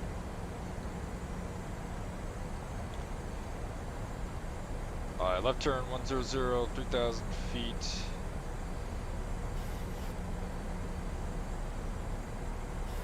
And we'll wait a little longer for us to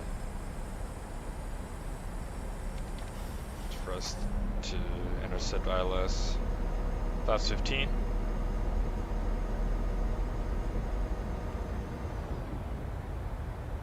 Awesome. Alright, we're clear for the approach. Like I said, we're going to get a little closer to intercept the ILS because we're still a little far out. But we'll start our... Actually, you know what we'll do? We'll do VNAV, but we'll do altitude intervene.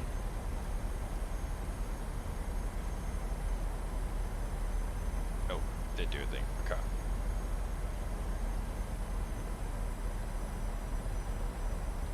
So we'll just do that. We'll do speed, vertical speed.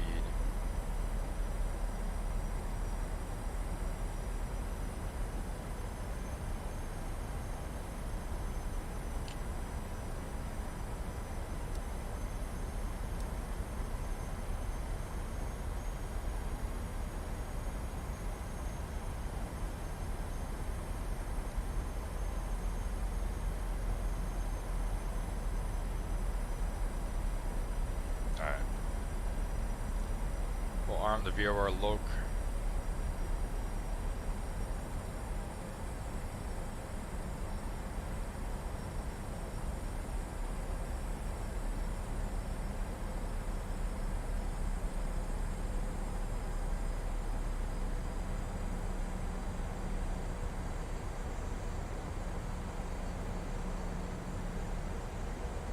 Go down was a little early, but I wanted to really slow down.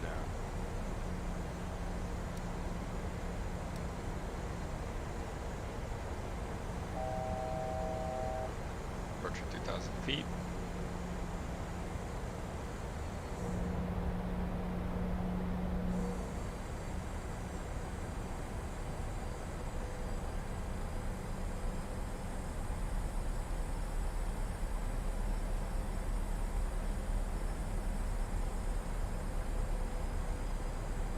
Should be intercepting the localizer soon. Approach is moving on.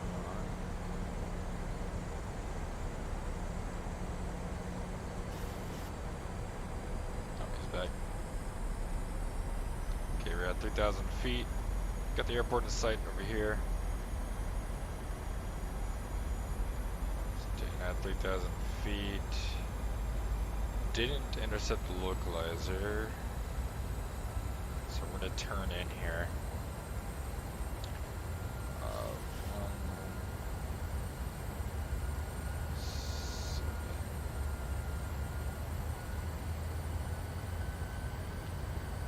Do I have to put it here too? So here, we'll just do this.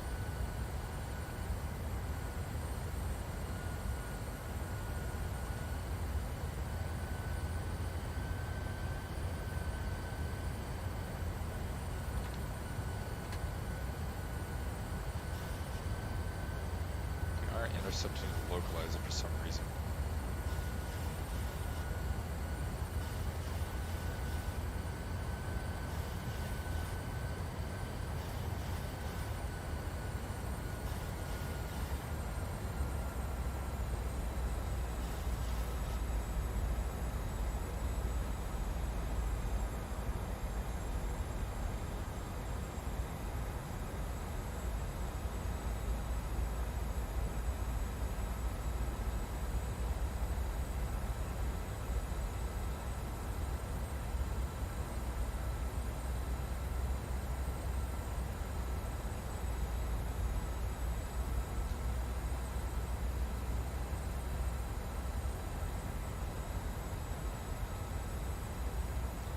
High though.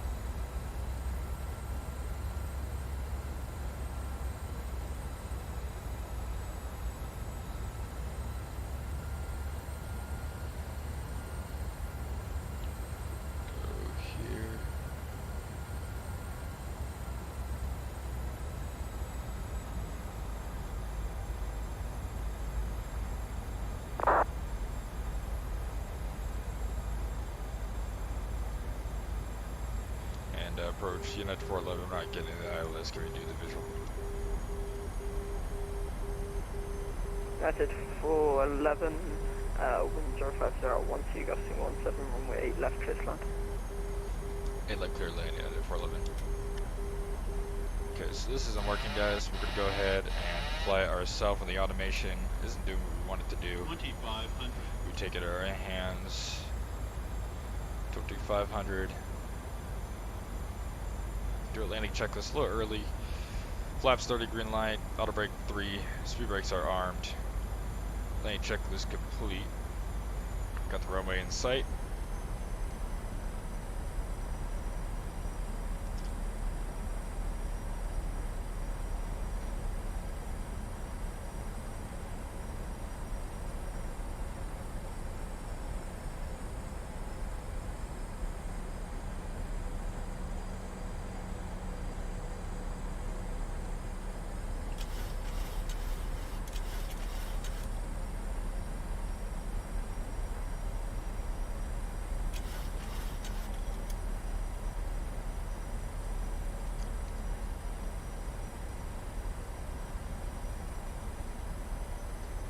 Definitely windy, 16 knots from the left.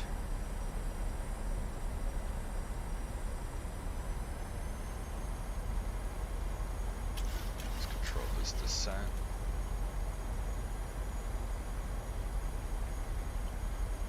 Control this descent a little bit more.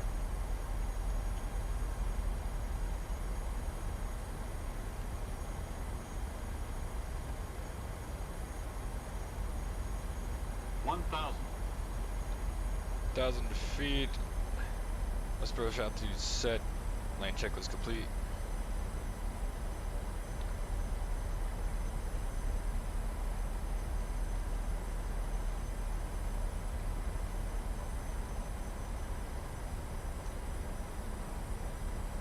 A little off to the left here, bringing it back to the right. 500. 500 feet stable landing. 400.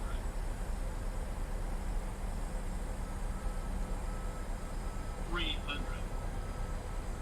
Approaching minimums. 200. Minimums. Continue. 100. 50.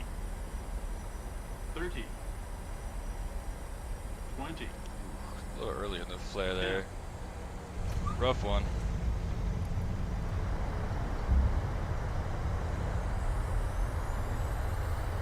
A little early in the flare.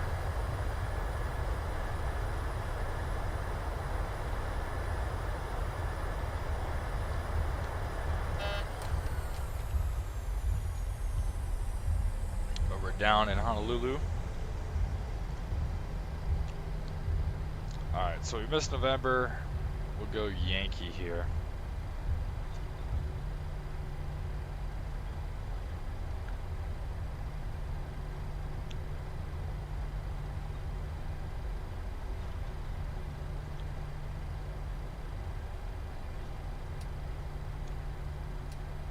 Ladies and gentlemen, welcome to Hawaii. The local time is 9:34 a.m. and it's currently about 81 degrees Fahrenheit. You can now use your mobile devices. These remain used until the aircraft has come to a complete stop and the seatbelt sign is turned off. Remember to use caution when opening the overhead bin as items may have shifted during the flight. Thank you for flying with us.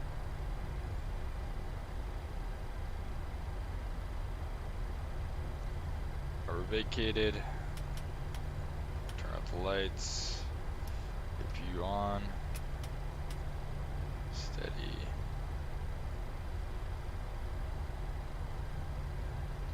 And 411 vacated, runway 8 left, short of Alpha.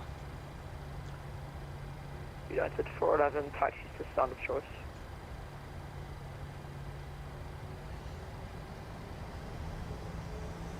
Taxi to the stand, United 411.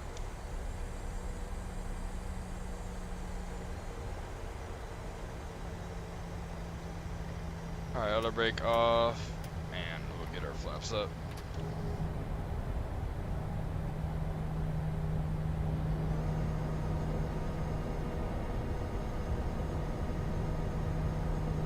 as that, guys.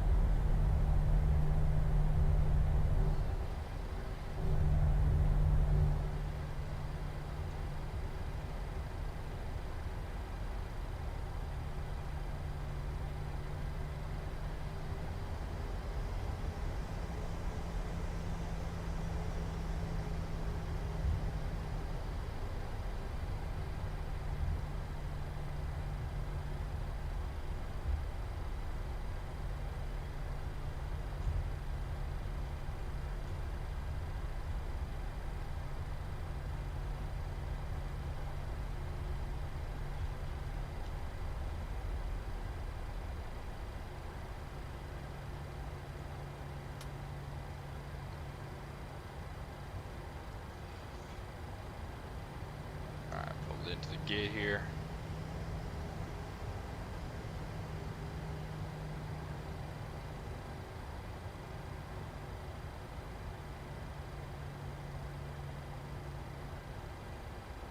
Right there will do it. Park brake on. Set the chucks. And we're good to shut down the engines. There we go, folks. So left out of gate 9, we're at G1. 403. I knew that was gonna be a rough one. That was a rough one. Nevertheless, we are in Hawaii. So that's good. We're gonna shut her down.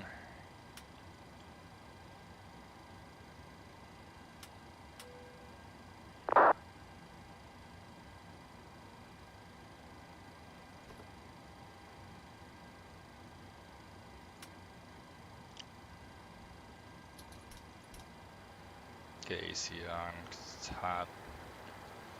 Go get a air conditioning unit and a ground power unit, and we'll also get porta water and lavatory.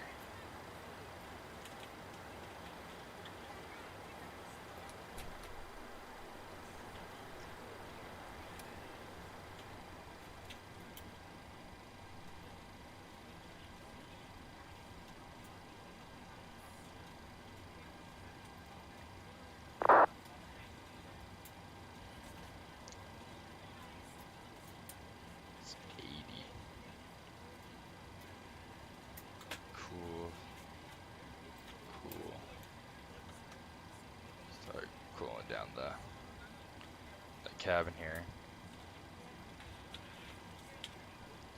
Go ahead and reset this view. And then we will obviously call up the jetway.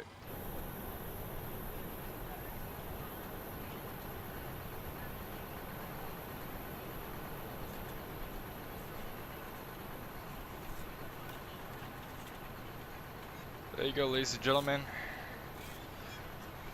That is a full flight from John Wayne to Honolulu. Luckily we got some ATC to finish it up. A little rough on the landing, probably could have done better. The ILS was giving some issues. I gotta review the footage on why the ILS didn't work. I'll ask some questions. And I'll probably made so many mistakes on the approach. But yeah. Thank you guys so much for coming out. And I should be doing the flight back tomorrow evening. So with that, I hope you guys enjoyed this 7-hour stream. And I really appreciate everyone for being here, even if it's for 2 seconds. Make sure to like and subscribe, and have a fantastic